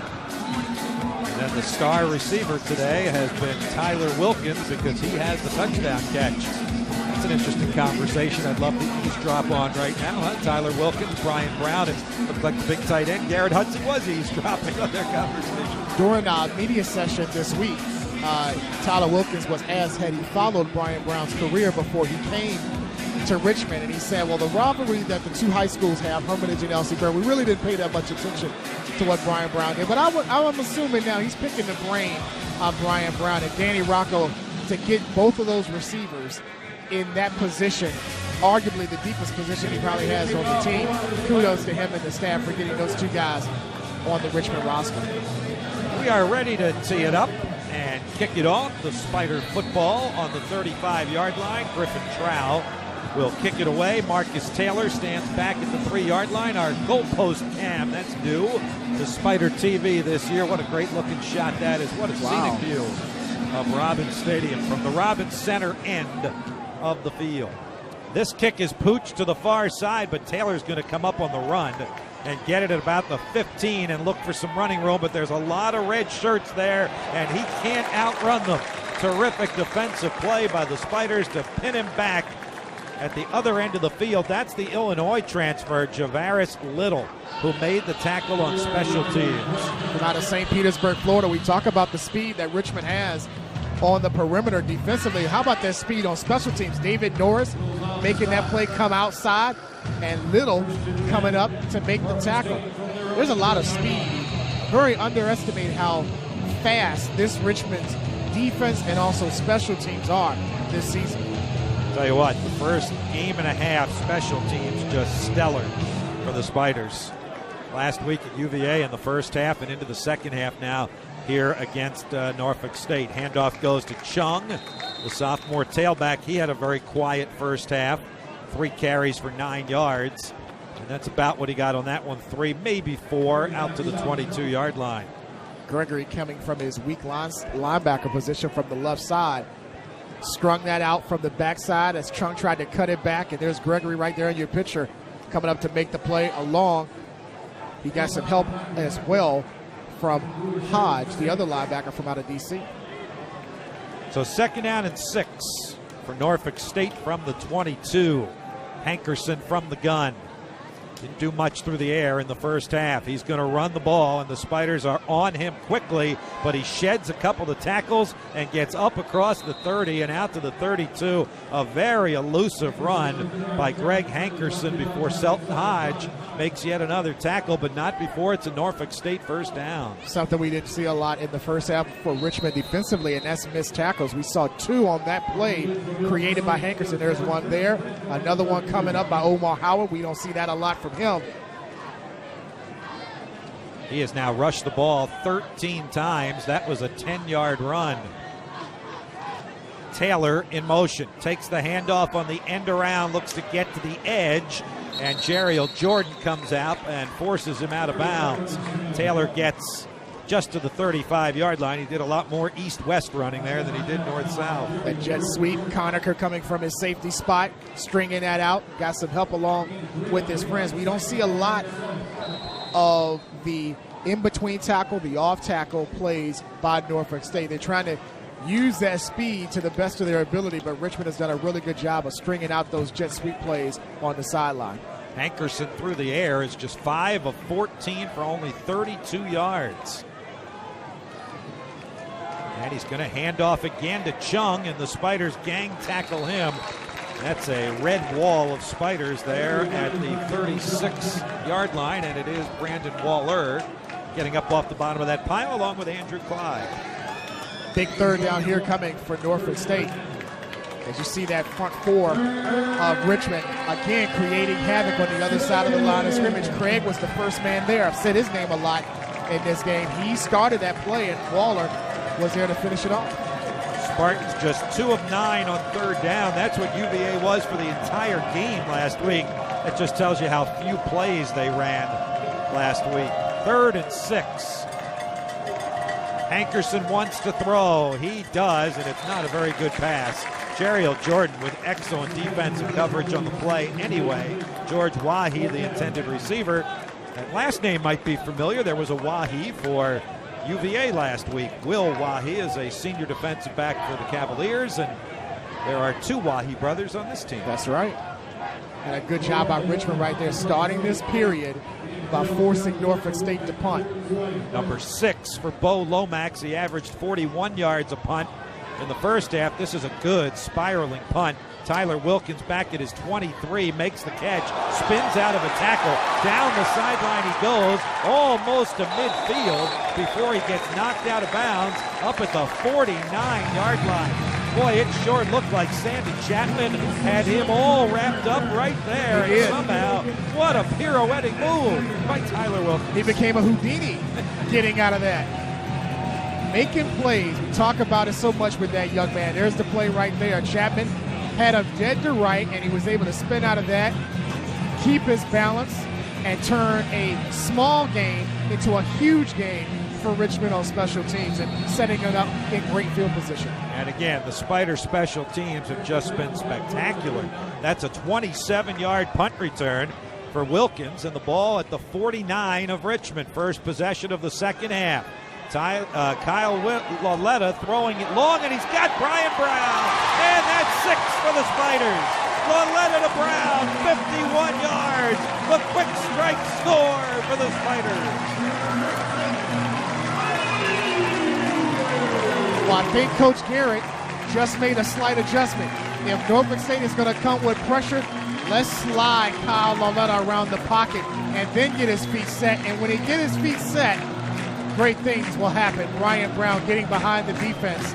Again, if it's in his radius, Brian Brown is going to make the catch. Boy, what a thing of beauty that one was. A little bit of a high snap on the PAT. Will McCombs does a nice job of getting it down, and Griffin Trow gets it through the uprights to complete the touchdown. Kyle Lauletta to Brian Brown. Brown had a touchdown reception last week. He's got a long one tonight. 51 yards from Kyle Lauletta, and the Spiders feeling pretty good right now. They're up 21-0 on Norfolk State. .com for your Spider supplies today. Now with a 21-0 lead, thanks to that touchdown reception by Brian Brown. Griffin Trow trying to pin the Spartans on the near side, put the ball on the sideline and out of bounds. Richmond, the ball will be placed at the 35-yard line. First down, Norfolk State. Richmond leading 21-0 behind Brian Brown on this beautiful throw here by Kyle Lauletta. Just sliding to his left out of the pocket, and on that deep post route, beating the strong safety Leroy Parker. Man coverage, didn't have a chance as Brown got behind him by a few steps to get his second touchdown of the season. If it's a safety, Brian Brown is definitely going to have the advantage on that play, and Lauletta put a perfect pass to Brian Brown. 14th career touchdown reception for the senior Brian Brown, and a 21-0 Spider lead. Hankerson from under center hasn't done a lot of that. Chung takes the handoff. Excellent play by Justin Rubin. The offside linebacker stayed home and came cutting across and made a terrific tackle after just a 2-yard gain. This is solid defense. Absolutely. Chung's going to have to come out of the game. His helmet came off on that play. But right now, what Norfolk State is doing is going right into the hands of Richmond. You're going strictly with the run. That's bringing another man in the box. So Chung or whoever's in the backfield, he's going to see 8 guys in the box. Hankerson may have to stretch the field and get that extra guy out of the box. 2nd and 7. Hankerson wants to throw. Under pressure and out of bounds he goes. Tell you what, Brandon Waller has been all over the field for Richmond tonight. That's a guy who missed most of last year because of an injury, only played in 3 games, and then last week only played less than half because of the targeting penalty. He's making up for lost time, Sean. He's fresh, we know that. Not playing a lot last week. And a great job by him. He stayed at home. He stayed at home the entire play and strung it out toward the sideline. When Hankerson has a little bit of time, the front forward does a great job, and is helped by that secondary who has really played well tonight. I tell you, this is where the crowd really needs to be roaring a little bit. 3rd and 10, got them on their heels, back at the 35-yard line. Hankerson's pass is caught, but it's going to be well shy of the first down. George Wahi made the catch, but as we have seen time and time again over the last 4 years, textbook tackle of the Spiders senior captain Omar Howard. You mentioned yards after the catch in the first half, and that's something that Norfolk State's receivers have been unable to accumulate here tonight by the great tackling by Richmond. That's perfect right there by Justin Rubin. Yeah, Rubin, wrapping up his legs and not allowing him to get the yards after the catch. My apologies to Justin. Yeah, my eyes deceived me. I don't know where I saw 46. I guess I've seen it so much over the past 4 years. David Jones on the punt return has some room on the far side, then kind of stumbled and fell, and down he goes at the 30, and a penalty flag also went down.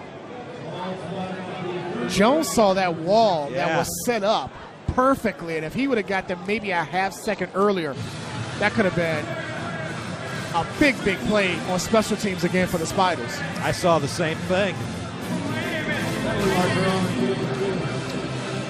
Here's the penalty. During the return, holding, number 10. 10-yard penalty, first down Richmond.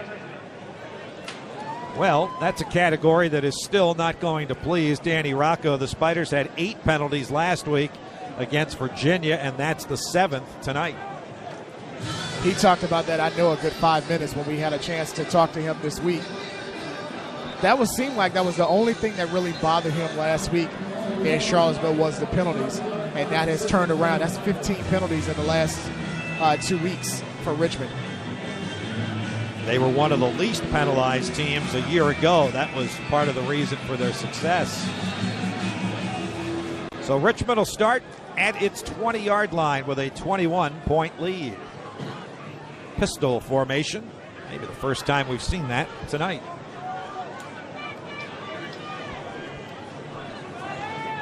Valletta looks left, throws left. Wilkins makes the catch.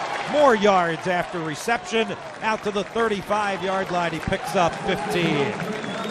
Maybe even more than that as he slid out of the tackle at the 35 and dove up to the 40-yard line. Great second and third effort, Sean. This was a tough catch by Tyler Wilkins. He caught it at, I think, the 25. So how about 15 more yards after the catch? And what a heady play. He kind of got tackled on his backside. Yeah. So he was never really down on the ground. He was on the tackler, and he spun out of it and picked up 5 more yards. That was terrific. Heads up play. Here's a terrific run by Xavier Goodall down the near sideline. Into Norfolk State territory to the 38. There's a name we might be calling more for a lot of reasons. He's an explosive, talented running back at the top of that list. And I think this is the time where I think Coach Garrett and Coach Rocco is going to rely on that offensive line to lay on Norfolk State's defensive line. Great blocking on the left side by Light and Young, creating that hole. Goodall gets the ball again and gets to the Norfolk State 34-yard line. Still pick up a 4 yards on first down. Spiders playing without Gordon Collins, who went out in the first half with a knee injury and was taken to the locker room and won't return tonight. He's giving some kudos to Goodall right there. Speaking of Coach Rocco, 22-yard run by Goodall on that last run before what we just saw. He had 24 yards all of last week against UVA. Well, the Spiders do have a stable of running backs. Without Collins now, it's not quite as deep, and it's all freshmen. Thompson, Palmer, and Goodall. Goodall's the true freshman. Deontay Thompson is in the game now. Toss sweep to him to the left side. Waits for a block from Alex Light. Doesn't get very much, though, to about the 32-yard line. Thompson is that patient runner. He's going to set up his blocking, and we saw that in the first half on a play near their end zone when he was setting up the block well. And when you're looking at it right here, he's doing the same thing, setting up his left tackle, Alex Light. But a good job by Brandon Walker to blow up that play, the strong safety for Norfolk State. You see him right there. He'll take the block of Light and allow his teammates, which were 3 of them, to make the play. A lot of hair flying around just on that play, bit. You know? Thompson's hair and Sandy Chapman's hair. Valletta under pressure. Dumps it out of the backfield. This is Jay Palmer down the sideline. Makes the catch and gets inside the 20-yard line for a Spider first down. And there's that elusiveness of Kyle Valletta. You talk about the play of Hankerson, but watch Lauletta right there. A nice shoulder move and found Palmer wide open on the sideline. Again, more yards after the catch. That's twice in this drive that the Spiders receivers and or running backs have picked up chunks of yardage after the catch.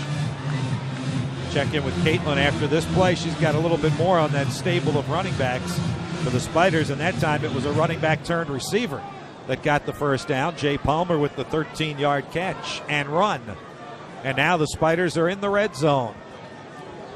Lauletta to throw, pumps, scrambles, runs, spins out of a sack, and throws it away down the near sideline. What great poise by Kyle Lauletta to get out of that sack, get to the sideline, and throw the ball away and live the play.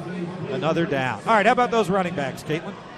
Well, Bob, in talking about this running back group, Coach Rocco has said that each one of his backs are uniquely different. You mentioned Xavier Goodall's explosiveness, and that's something he talked about in his media session earlier this week. They all offer different aspects to this running game, but however, they are a very young group with little experience, and so Coach Rocco is in the process of determining who does what well. He said the best way to do that is to get them in the game and get them carries. Well, that's going to happen tonight. Make no mistake about it. He's going to learn a lot more about these three young runners tonight. 2nd and 10. Spiders show offset eye to the right. That's Thompson, the tailback. Thompson on the carry. Breaks a tackle, breaks another, spins to the 15. Still goes, moves the pile to about the 13-yard line. He'll get some extra credit for that run. Absolutely. Caitlin made a great point about this stable of running backs, all young, outside of Gordon Collins. Here's another freshman, a redshirt freshman, Thompson, getting some great blocking up front by Marius Young, the left guard, and pushing that pile forward, not falling backwards, moving forward. And one thing I like what Coach Rocco said, you're not going to learn unless you play. Throw them in the fire, see what they're going to do, all bring different intangibles to the game, and you're seeing that in this drive. You know, watching that replay, there were 3 or 4 missed tackles on that run, and Deontez Thompson made a miss. 3rd and 4 at the Norfolk State 13. Lauletta pumps, and down he goes. It's going to be another quarterback sack. Terrell Reed has had a huge game for Norfolk State. That was a punishing quarterback sack on Lauletta. And he beat Jay Palmer, the back, in the backfield. Watch it again. He's going to come from the left side of your picture. Comes up there with the big sack. He went one-on-one against Palmer. You've got to have somebody to help out Jay Palmer in that situation. Terrell Reed with his 2nd quarterback sack of the game. And now from the 27-yard line, it'll be a 37-yard field goal for Griffin Trowell, pretty much straight away. The kick is up, but no good. It is good. It is good. Griffin Trowell puts it through to add 3 more on the board for the Spiders. And Richmond extends its lead. 5:40 to go here in the 3rd quarter. And the Spiders now with a 24-0 advantage on Norfolk State following the Griffin Trowell 37-yard field goal. Back to Robins Stadium in a moment.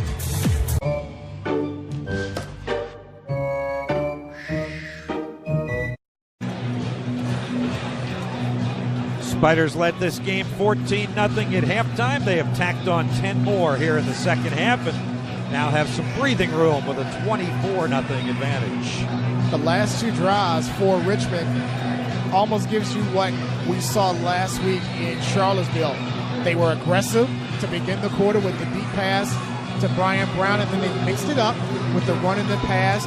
We're seeing the future of Richmond running backs on that last drive with Goodall and also Thompson.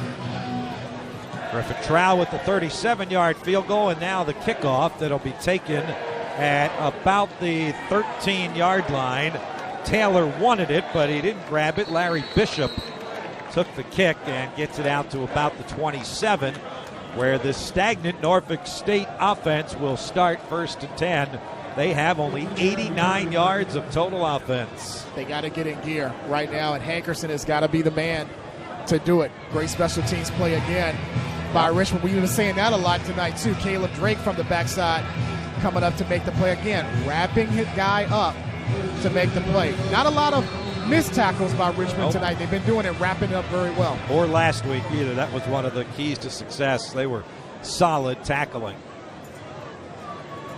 On first down, Hankerson gives to Chung, looks to turn the left corner, cut it upfield across the 31 and up to the 32-yard line. So he got 5. Good first down play on a night that they haven't had many. One of the better runs by Chung here tonight. Saw a little bit of daylight, but again, Richmond, that speed on their defense closed that up very quickly. So it'll be second down and 5. It was actually Billy Coggle who made the tackle, backup linebacker. So the Spiders going a little bit deeper on defense. They are very talented there. Hankerson under pressure. He's got some running room, picks up the first down across the 45-yard line and out to about the 47. Great hustle by Andrew Clyde. It was actually Clyde who took a shot at him in the backfield and then eventually caught him downfield at about the 48-yard line. There you see Clyde right there. It was Clyde and Coggill making a play in the backfield, but Hankerson, that was the aspect of the game that Coach Rocco was worried about the most. How would he do when he gets out of the pocket? Making plays with his feet out of the pocket. He made a play right there. He's made more with his feet than with his arm. That was a 16-yard run, his longest of the night. First down at the Norfolk State 48. This is Chung turning the left corner, and Brandon Waller tracks him down into Richmond territory, but just to the 49-yard line. As we head down towards 4 minutes to go here in the third quarter. All of the plays on this drive on the ground, nothing downfield. Down 24. You wonder when is the time to turn up the gas right here if you're Norfolk State. Try to go downfield, get big chunks of yardage instead of maybe 5, 6 here and there. They just haven't had any success throwing the ball, though. 6 of 16, 37 yards. This is a passing formation. Now the wide receiver Taylor in motion, and he takes the handoff, and they're going to keep doing it on the ground. Taylor gets to about the 43. He's going to be a yard shy of a first down. That was 46. Omar Howard in on the tackle along with Brendan Conacher, the safety. And we talk about Norfolk State's inability to really establish the passing game. That's a credit to what Coach Kosh has done, the defensive coordinator in his first year with Richmond. I've seen a lot of multiple fronts that he's shown. You'll see 3 down linemen with 8 in coverage. You'll see 4 and 7. Sometimes they'll bring the extra man as a rusher. Full house backfield for Norfolk State there. 3 running backs to try and pick up the yard for the first down, which they did. That'll keep the drive going. That was Bishop, the fullback out of Roanoke, on the carry and the first down. Just the 7th first down of the game for Norfolk State. Now the Spiders only have 10, but they have a 24-0 lead. And time on their side. Absolutely. From the Richmond 41. Hankerson gives to Chung, and there are a couple of Spiders there to meet him. Clyde and Craig. Stop. We've talked about those 2 guys along with Waller.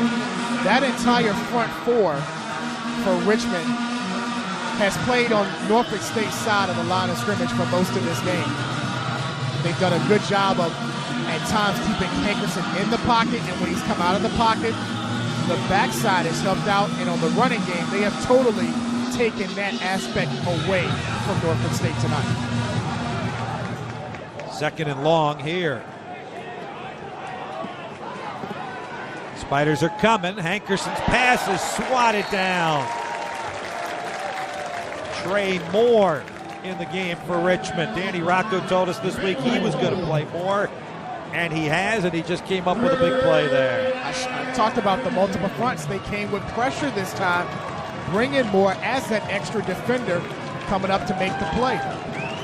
I think they have really done a good job of confusing Hankerson with the multiple fronts. They are not settled on we're going to rush 3 or rush 4. They'll change it up as they have gone in this contest, and has gotten Hankerson flustered right now. So now 3rd and 9. Spider defense licking its chops a little bit. 4 down linemen here for Richmond. Hankerson to throw, flushed out of the pocket and tripped up by Winston Craig, who's going to get his second quarterback sack of the game. He's already got a career-high 4 quarterback sacks in the first 2 games of the season. And they came on a twist. Craig came on a twist from that defensive line position and came up to make the play. You watched it right there. Number 41, Gregory, picked up the offensive lineman that allowed Craig to come off the backside to make that play. Punt time for Norfolk State. This will be Tyler Wilkins in the middle of the field at the 16-yard line and immediately dropped. With 1:10 to go in the third quarter, the Spiders enjoying a 24-0 lead. They have scored a touchdown and a field goal here in the third quarter. A touchdown on the Loletta to Brown.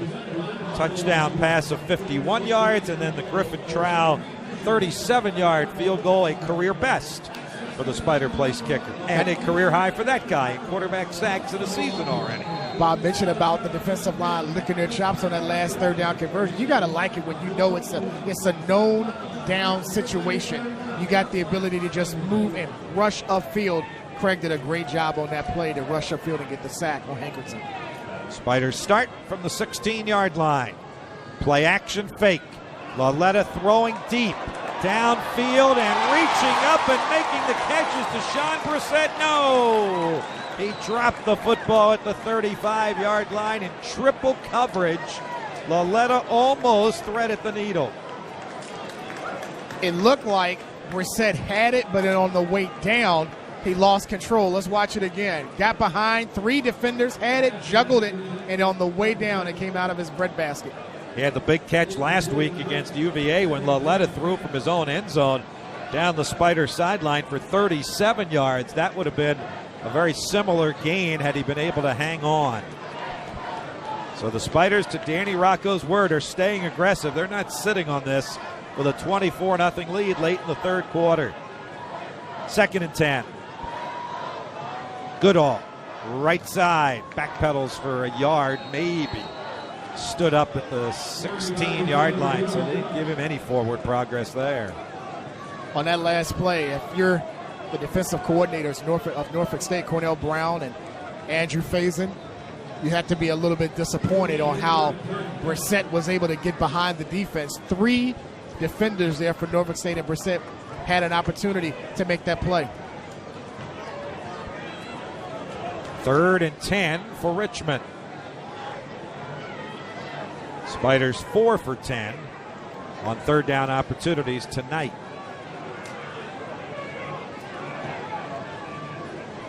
Loletta sets, scrambles, runs some more. Going to run upfield. Nice fake right, goes left. Slides out to the 28-yard line and a Spider first down. Well, Kyle Loletta showing he can do it with his feet too. Loletta has some athleticism. Don't let him fool you.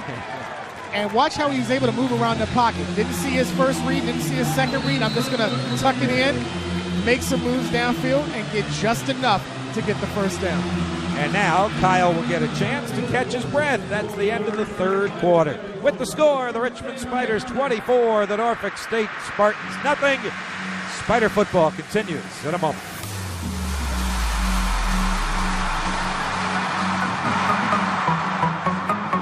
Want to come? Why not come here to our place? It's 5-star. That sounds good. So, how is the new place?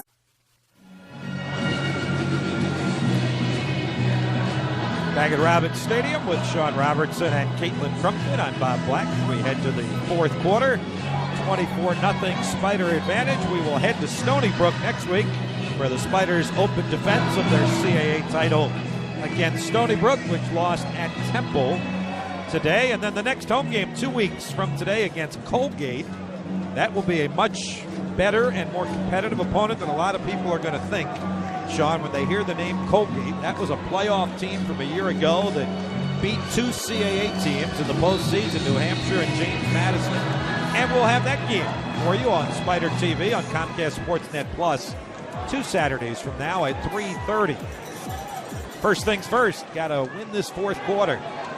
Toss sweep to the near side. Another penalty flag is down. Another strong run by Xavier Goodall. He really showed Some momentum and athleticism there. Number 58, 10-yard penalty, still first down. Unfortunately, everybody has gotten into the penalty act. Thomas Evans did not like that call, but he was detected for holding. But despite that penalty again, Goodall is showing some flashes of what Coach Danny Rocco brought him in for. He's got that speed on the outside and was able to get some more yards after contact as well. And I saw that a lot last year when he was playing at Henrico. He was their offense, running for over 1,000 yards, I believe, again for the Warriors. Kyle Oletta calling the play off of the wristband. He is 10 for 20 tonight, 152 yards. He's thrown 2 touchdowns. He's also been intercepted twice. 1st and 20 here. Screen to the near side. Brissett knocked off his feet, and he lost a couple of yards. Sandy Chapman coming from his cornerback position. He read that bubble screen right there on the wide side of the field. He's played a good game as well for Norfolk State. They have had several defensive guys who have played very well, and Chapman leads the way with 7 tackles. And as Coach Scott said to Caitlin at halftime, it's hard to blame his defense. I mean, you had the punt return for one score. You had the short field on the turnover, for another. Yeah, he was pleased with his defense. It's the offense that has been troublesome for the Spartans tonight. Laletta on the run left, throws left, pass is caught up at about the 28-yard line. Deshaun Tibbs gets into the act with his first reception, the junior out of Charlottesville. And you know, Sean, this is not going to be a perfect game by the Spiders tonight. You're never really going to play a perfect game, but if you're going to contend for playoffs and win championships, you got to win games when you're not on your A game. And there's nothing wrong with a 24-0 lead with 13 minutes to go in the game. Especially when you did not play your A game. Right. 2-0 sounds a lot better doing that than 1-1. Absolutely. 3rd and 9 at the 29. Low snap. Laletta throws. He's got a man wide open. That's Wilkins at midfield. It'll be another Spider first down. He was able to free himself from the defender, and Kyle put it right on his hands. He put it up high enough where Tyler Wilkins was able to get it at his highest point, beat Hakeem Swan, and again, yards after the catch. Well, that's a 24-yard gain. Tyler Wilkins now 4 catches for 76 yards. And all of a sudden, Laletta's approaching 200 yards passing. He might get it here with the run by Deontez Thompson after the catch. Deontez gets all the way down to the 31-yard line. That's another, 16 yards or so, and that should put Kyle over 200 tonight. And what Thompson is showing you now, he's got the ability to not only run, but he can also be a solid pass catcher for Coach Rocco. And if you're the Spider offense, you want this drive to continue and for it to be sharp and to get points out of it. And Laletta looks as sharp right now as he's looked the entire night. There's another completion, that one Jarmel Bevels, and Kyle did a good job of scooping the shotgun snap off of the Robins Stadium turf. Laletta looks his best when it's up-tempo. Quick passes toward the sideline, quick decisions, and on this drive, as you mentioned, he's looked very, very good. Spiders are in the red zone. Actually, it's only the second time in the game they have been in the red zone. Norfolk State has not hit the 20-yard line yet in Spider territory. Now David Broadus is in at quarterback, so here comes the run. Power sweep to the right. Broadus breaks a tackle and gets to the 11-yard line. That looked like a very simple play, and yet he picked up 8 yards. Off tackle, he got some good blocking by Xavier Goodall out of the backfield. Watch him again, following his right tackle, and also Goodall creating some room. Also Garrett Hudson, the tight end, with a little chip block as well. This drive is the drive that, Coach, I bet you after the game, Rocco will look and say, this is the drive that I want our offense to look like as we go throughout the rest of the year. Broadus stays a quarterback on 2nd and 3. Comes straight up the gut and has a Spider first down. It'll be 1st and goal. I couldn't agree with you more, Sean. This will put a good taste in the mouth of the Spider offense if they can punch this thing in. This has been their best long drive of the night. Started at the 16-yard line. Coming up here will be the 11th play of the drive. Broadus stays at quarterback. Broadus runs to the 5, to the end zone. No, at the 1-yard line. Man, that was close. Yeah. That looked very, very close. Let's watch to see where his knee landed as to where the ball was. Might have gotten it right, maybe the half-yard line, but that was close. But you know what? I'm sure the Spider offense is kind of happy about it. Let's run one more play. What the heck? You know the biggins up front want it. We're having some fun right now. We're clicking on all cylinders.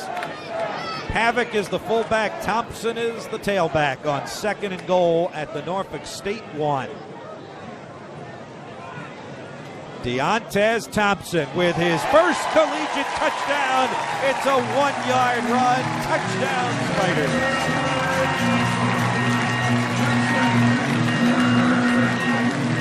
That was easy.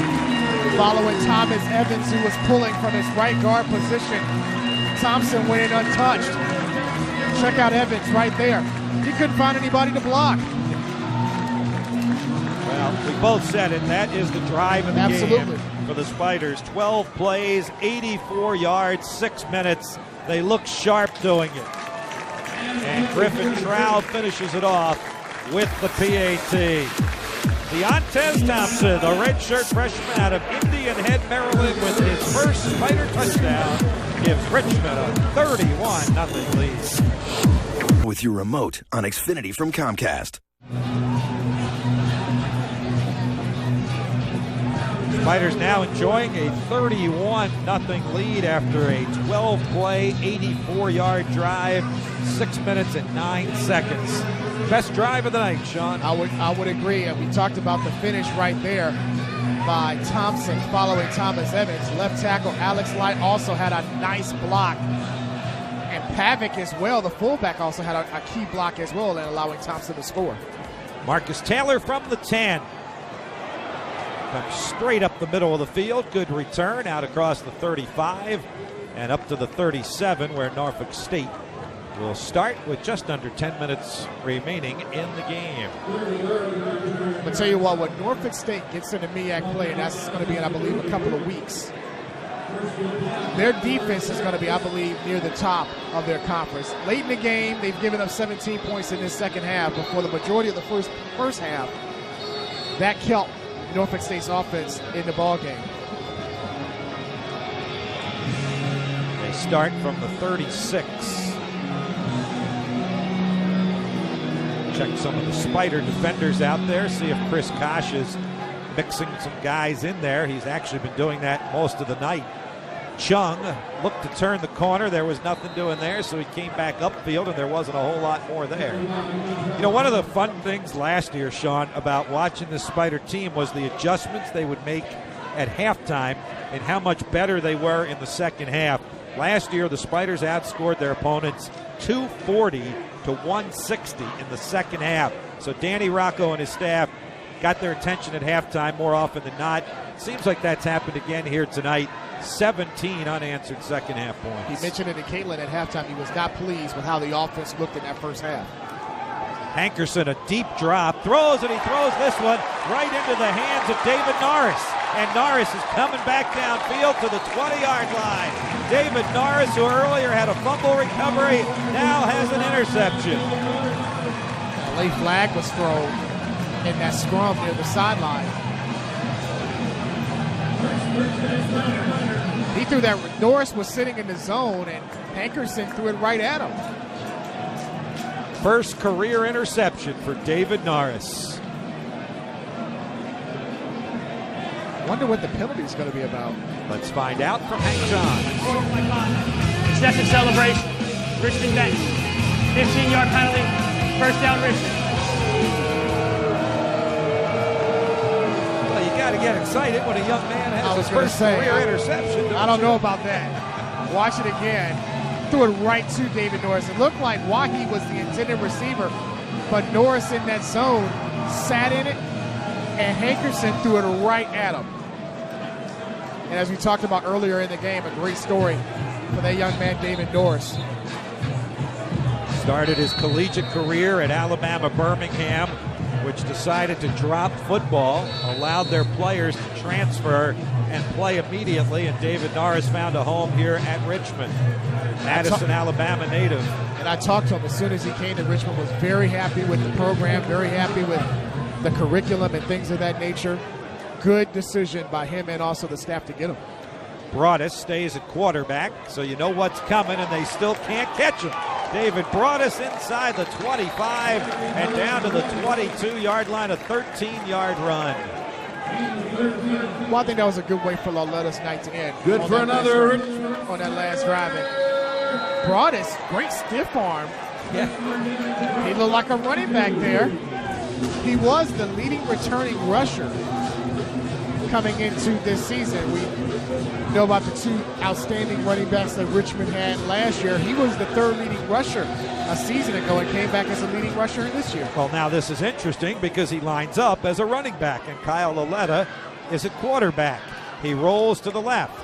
On the run, he throws, and that one was almost intercepted. There was contact down there. The Spiders wanted a pass interference call as Deshaun Tibbs was tripped and hit the deck. But there is no flag. No flag. There was some contact. The officials believe that their feet got tangled up. No harm, no foul. And it'll make it second down and 10. Coach Garrett being aggressive. I love it. I love it. He did it last week, and he continues to stay aggressive offensively for Richmond. Second and 10. Thompson, the tailback, takes the handoff from Lauletta, comes straight ahead, got hit hard, but kept those legs churning to the 18-yard line. I'll tell you what, these young running backs are growing up in a hurry. Caitlin talked about that earlier down on the sideline about Coach Rocco looking to see these guys, evaluate them, getting them experience. They've gotten their share tonight since the Gordon Collins injury. Well, you always see that on a daily basis during practice, but it's totally different when you see them going against somebody in another colored jersey. And we see Thompson grow up. We see Goodall grow up. He's got some options in the backfield if Collins is out for an extended period of time. 3rd and 6 from the Norfolk State 18-yard line. Low snap. Lauletta throws over the head of Deshaun Brissett, his intended receiver. There were a couple of defenders there, and I think Kyle threw that ball so that no one was going to catch it, or if anybody was, only his guy could. And a couple of interceptions here tonight, but this one not even close to being picked off. And I think he realized in those previous 2 picks, hey, if the receiver's not there, let's just try to throw it away, try to get it out of bounds, live to play another down, give us another opportunity to get at least 3 on this drive. Straightaway kick for Griffin Trow, 35-yard field goal. He hit from 37 earlier. From 35 yards, this one has plenty of leg and accuracy. And Griffin Trow with his second field goal of the game. Special teams continues to shine for the Richmond Spiders to extend their lead now with 7:31 remaining in the game. It's the Spiders 34, Norfolk State nothing. We'll be right back. CSN is the place to be for all your favorite teams.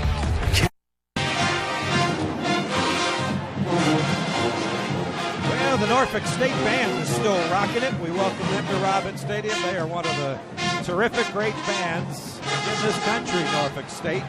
Spartan Legion. In my previous life, I spent many a day at Dick Price Stadium listening to Spartan Legion. That's terrific. I'm sure you were rocking right along with them, huh? Jamming. They would rock Dick Price Stadium down there in Norfolk. Great band for Norfolk State. Griffin Trow pooches this one, and it's fumbled on the ground. Spiders dive for it, but I think Norfolk State recovers at the 29-yard line. 34-0. Spiders with 7.5 minutes to go.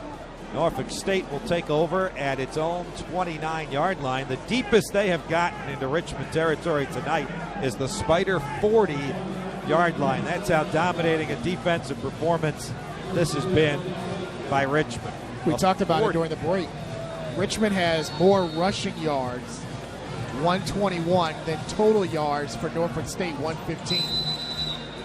Well, last week it was a total shutdown job on the running game of UVA. The Cavaliers only rushed for 38 yards last week. This week it's just the total yards, only 115. They only have 37 through the air. Well, they have not allowed Hankerson to beat him both throwing and running. He has 22 yards on the ground, but his passing number is just 6 of 18 for 37 yards with that one INT. And his rushing numbers are a little deceptive because you take minus yards from sacks, and the Spiders have 4 quarterback sacks. And you know what, Sean? And I'm pardon for interrupting you. That's a real positive. That means the Spiders have 7 quarterback sacks in the first 2 games. They had 16 all of last year. The defensive line is going to be a strength this year. You got to credit Coach Koss and this new front, this new system that he has brought in. A little bit of last year's system along with what he has brought. All right, first down. Chung takes the handoff, and he's not going to get much. Maurice Jackson getting some playing time, the junior linebacker. Makes the tackle for Richmond. So second down and 8. And now Latrell Scott and Norfolk State starting to make some changes, including at quarterback. Tyree Givers Wilson is a true freshman out of nearby Chesapeake. He gets some playing time here in the last 7 minutes. Throws over the middle. Pass is caught up at the 35-yard line. Short gain. It'll be third down just like that.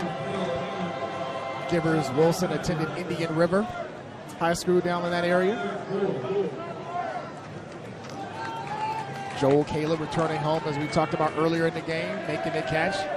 Played a few years at Virginia Tech before graduating and then transferring to Norfolk State. Played his high school ball in this area at Clover Hill. It's not going to get much easier next week for Norfolk State either. They will play at William & Mary, so back-to-back CAA powers on the road. Although Latrell Scott said this week he loves those games. He'll continue to play them if he can get them. Another good defensive stop by the Spiders. That time it was Javaris Little, who's played on special teams, now getting a chance on defense. The grad transfer from Illinois. Staying at home right there, reading the play well. Givers Wilson was trying to get to the outside, and as I mentioned, just staying at home. And again, wrapping up. We have not seen a lot of one-arm tackles or trying to grab. Great tackle there by Little. That's a low line drive kick that's actually fumbled after a fair catch. It was called for by David Jones, but he was able to pounce on it or check it. That's Deshaun Brissett back there, 18, not 13, taking that punt. So the Spider offense back on the field with a 34-0 lead with 5:28 to go. Bob, you mentioned about the fact they play William & Mary next week. Norfolk State all-time now, it looks like to be 0-10 against teams that are currently in the CAA.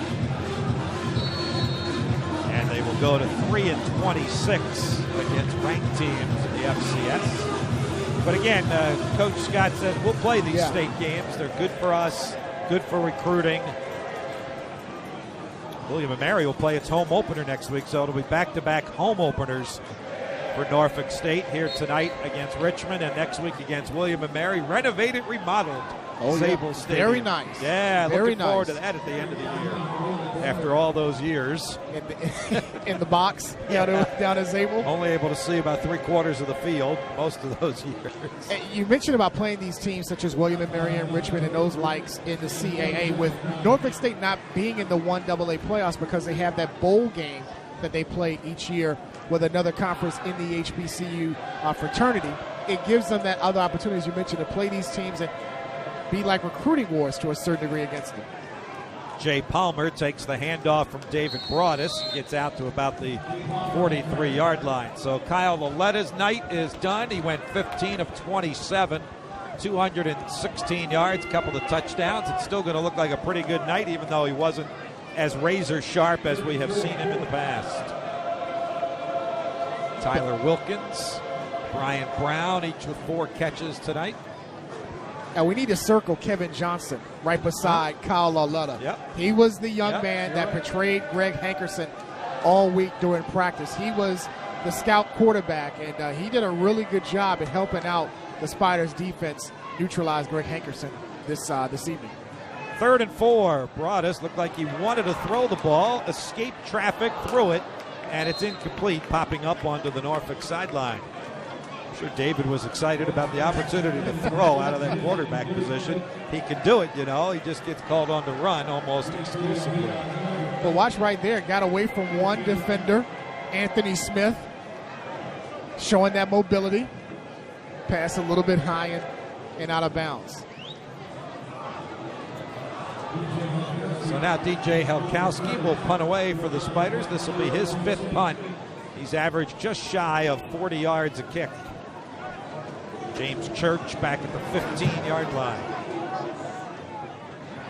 Has some room. Well, he's going to call for the fair catch and make it. And actually, that was George Watt back there to return the punt, but he took the fair catch at the 17 into the yard line. 3:49 to go. 34-0 Richmond. Let's take a look at tonight's Ace Electric play of the game. It was an electric play, and it's how the scoring got started tonight. Sean, David Jones, 68-yard punt return for a touchdown.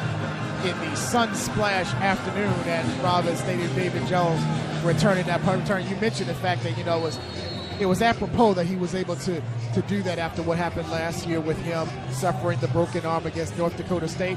Returns that kickoff, and that got the ball rolling for Richmond. Led 14-0 at the half, and they scored 20 in this half to leave 34-0. Perhaps Norfolk State's last touch of the football coming here. And the Spiders still swarming on defense. Doesn't really matter who's in the game for Richmond. They are getting to the ball carrier. Coghill there, again, getting in the backfield. We cannot say it enough how many times our Richmond defender has played on Norfolk State's side of the line of scrimmage.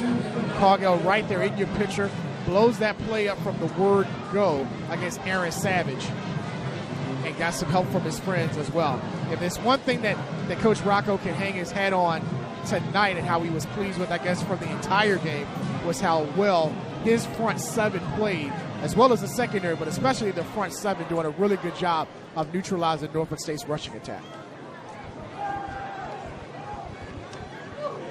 Very short pass, very little gain. Again, the Spider defense just swarming all over the place. And the tackling has been outstanding tonight for Richmond. Very few missed tackles by Richmond this evening. Little was there to wrap it up immediately. Not a lot of yards after the catch by Norfolk State. Yeah, that was James Church who made that reception. We mentioned his relation to a Spider. His dad was one of Richmond's great wide receivers back in the mid-'80s. Unfortunately, James Church missed a lot of last year with an injury. It looked like he went out there a little bit banged up. 3rd down and 7. Givers Wilson wants to throw. Now he runs. Now he's being chased by Colby Williams. He'll get to the sideline and get knocked off his feet up at about the 21-yard line. And Norfolk State will punt the ball away, and the Spiders can run out the clock.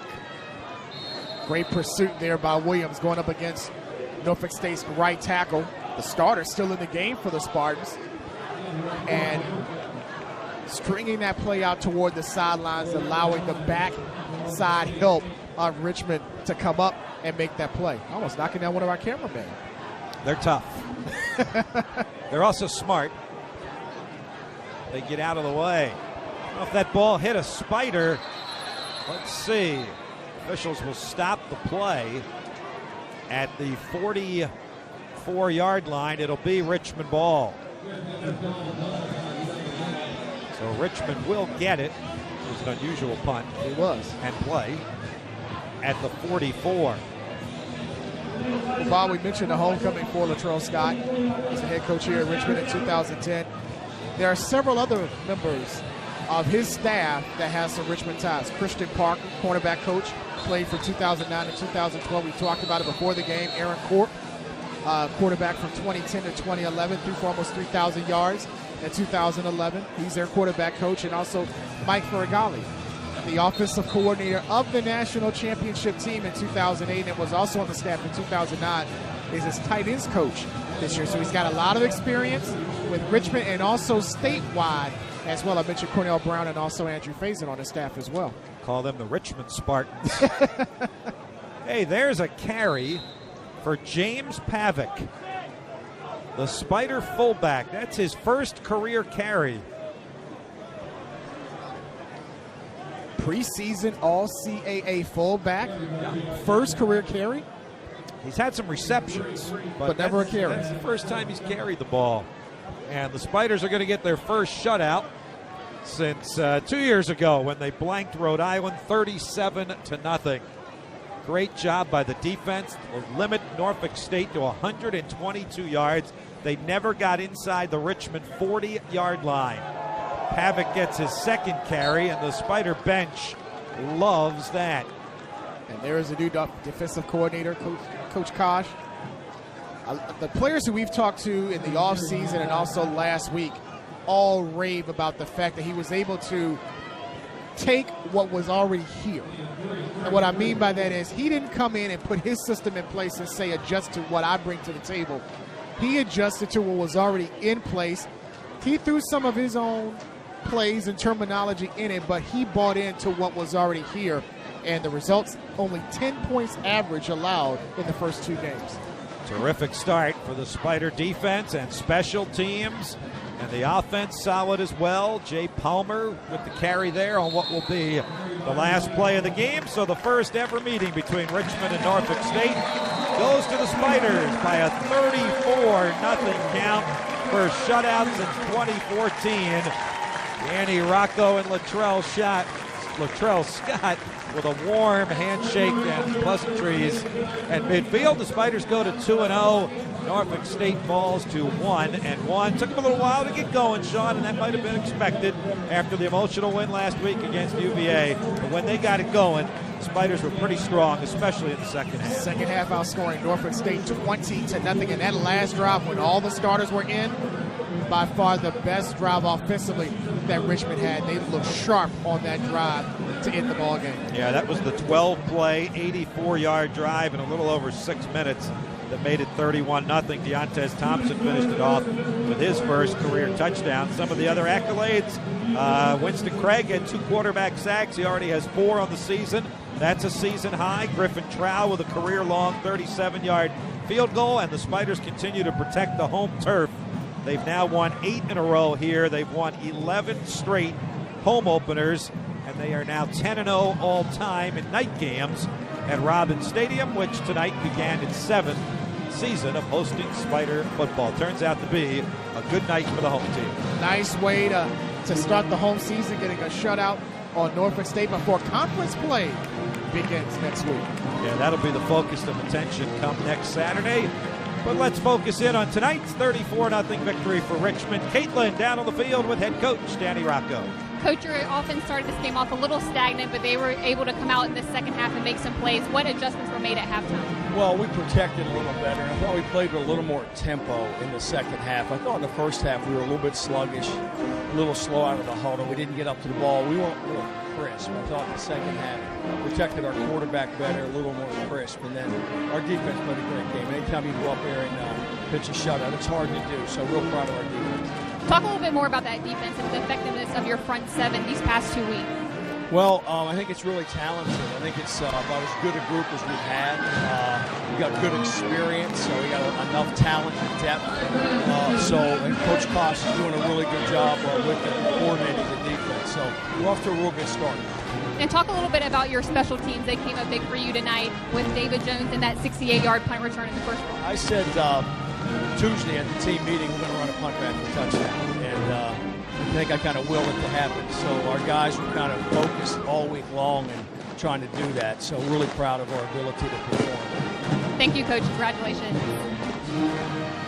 Kyle, just talk a little bit about your first half and what happened in those 2 turnover plays that you had. Well, just a couple mental mistakes, a couple bad throws by me. The defender on the first one made a great play. We had him open. I probably just should have put some less air on it and just get it there a little quicker. But we didn't execute well in the first half, but it was good that we corrected it in the second half there. And how were you able to just cut down those mental mistakes on the penalties and turnovers in the second half? Well, we just had to focus. I mean, we were, down 14-0, but we still had a commanding lead. So we just said, hey, we got to settle down, just stick to your fundamentals, execute.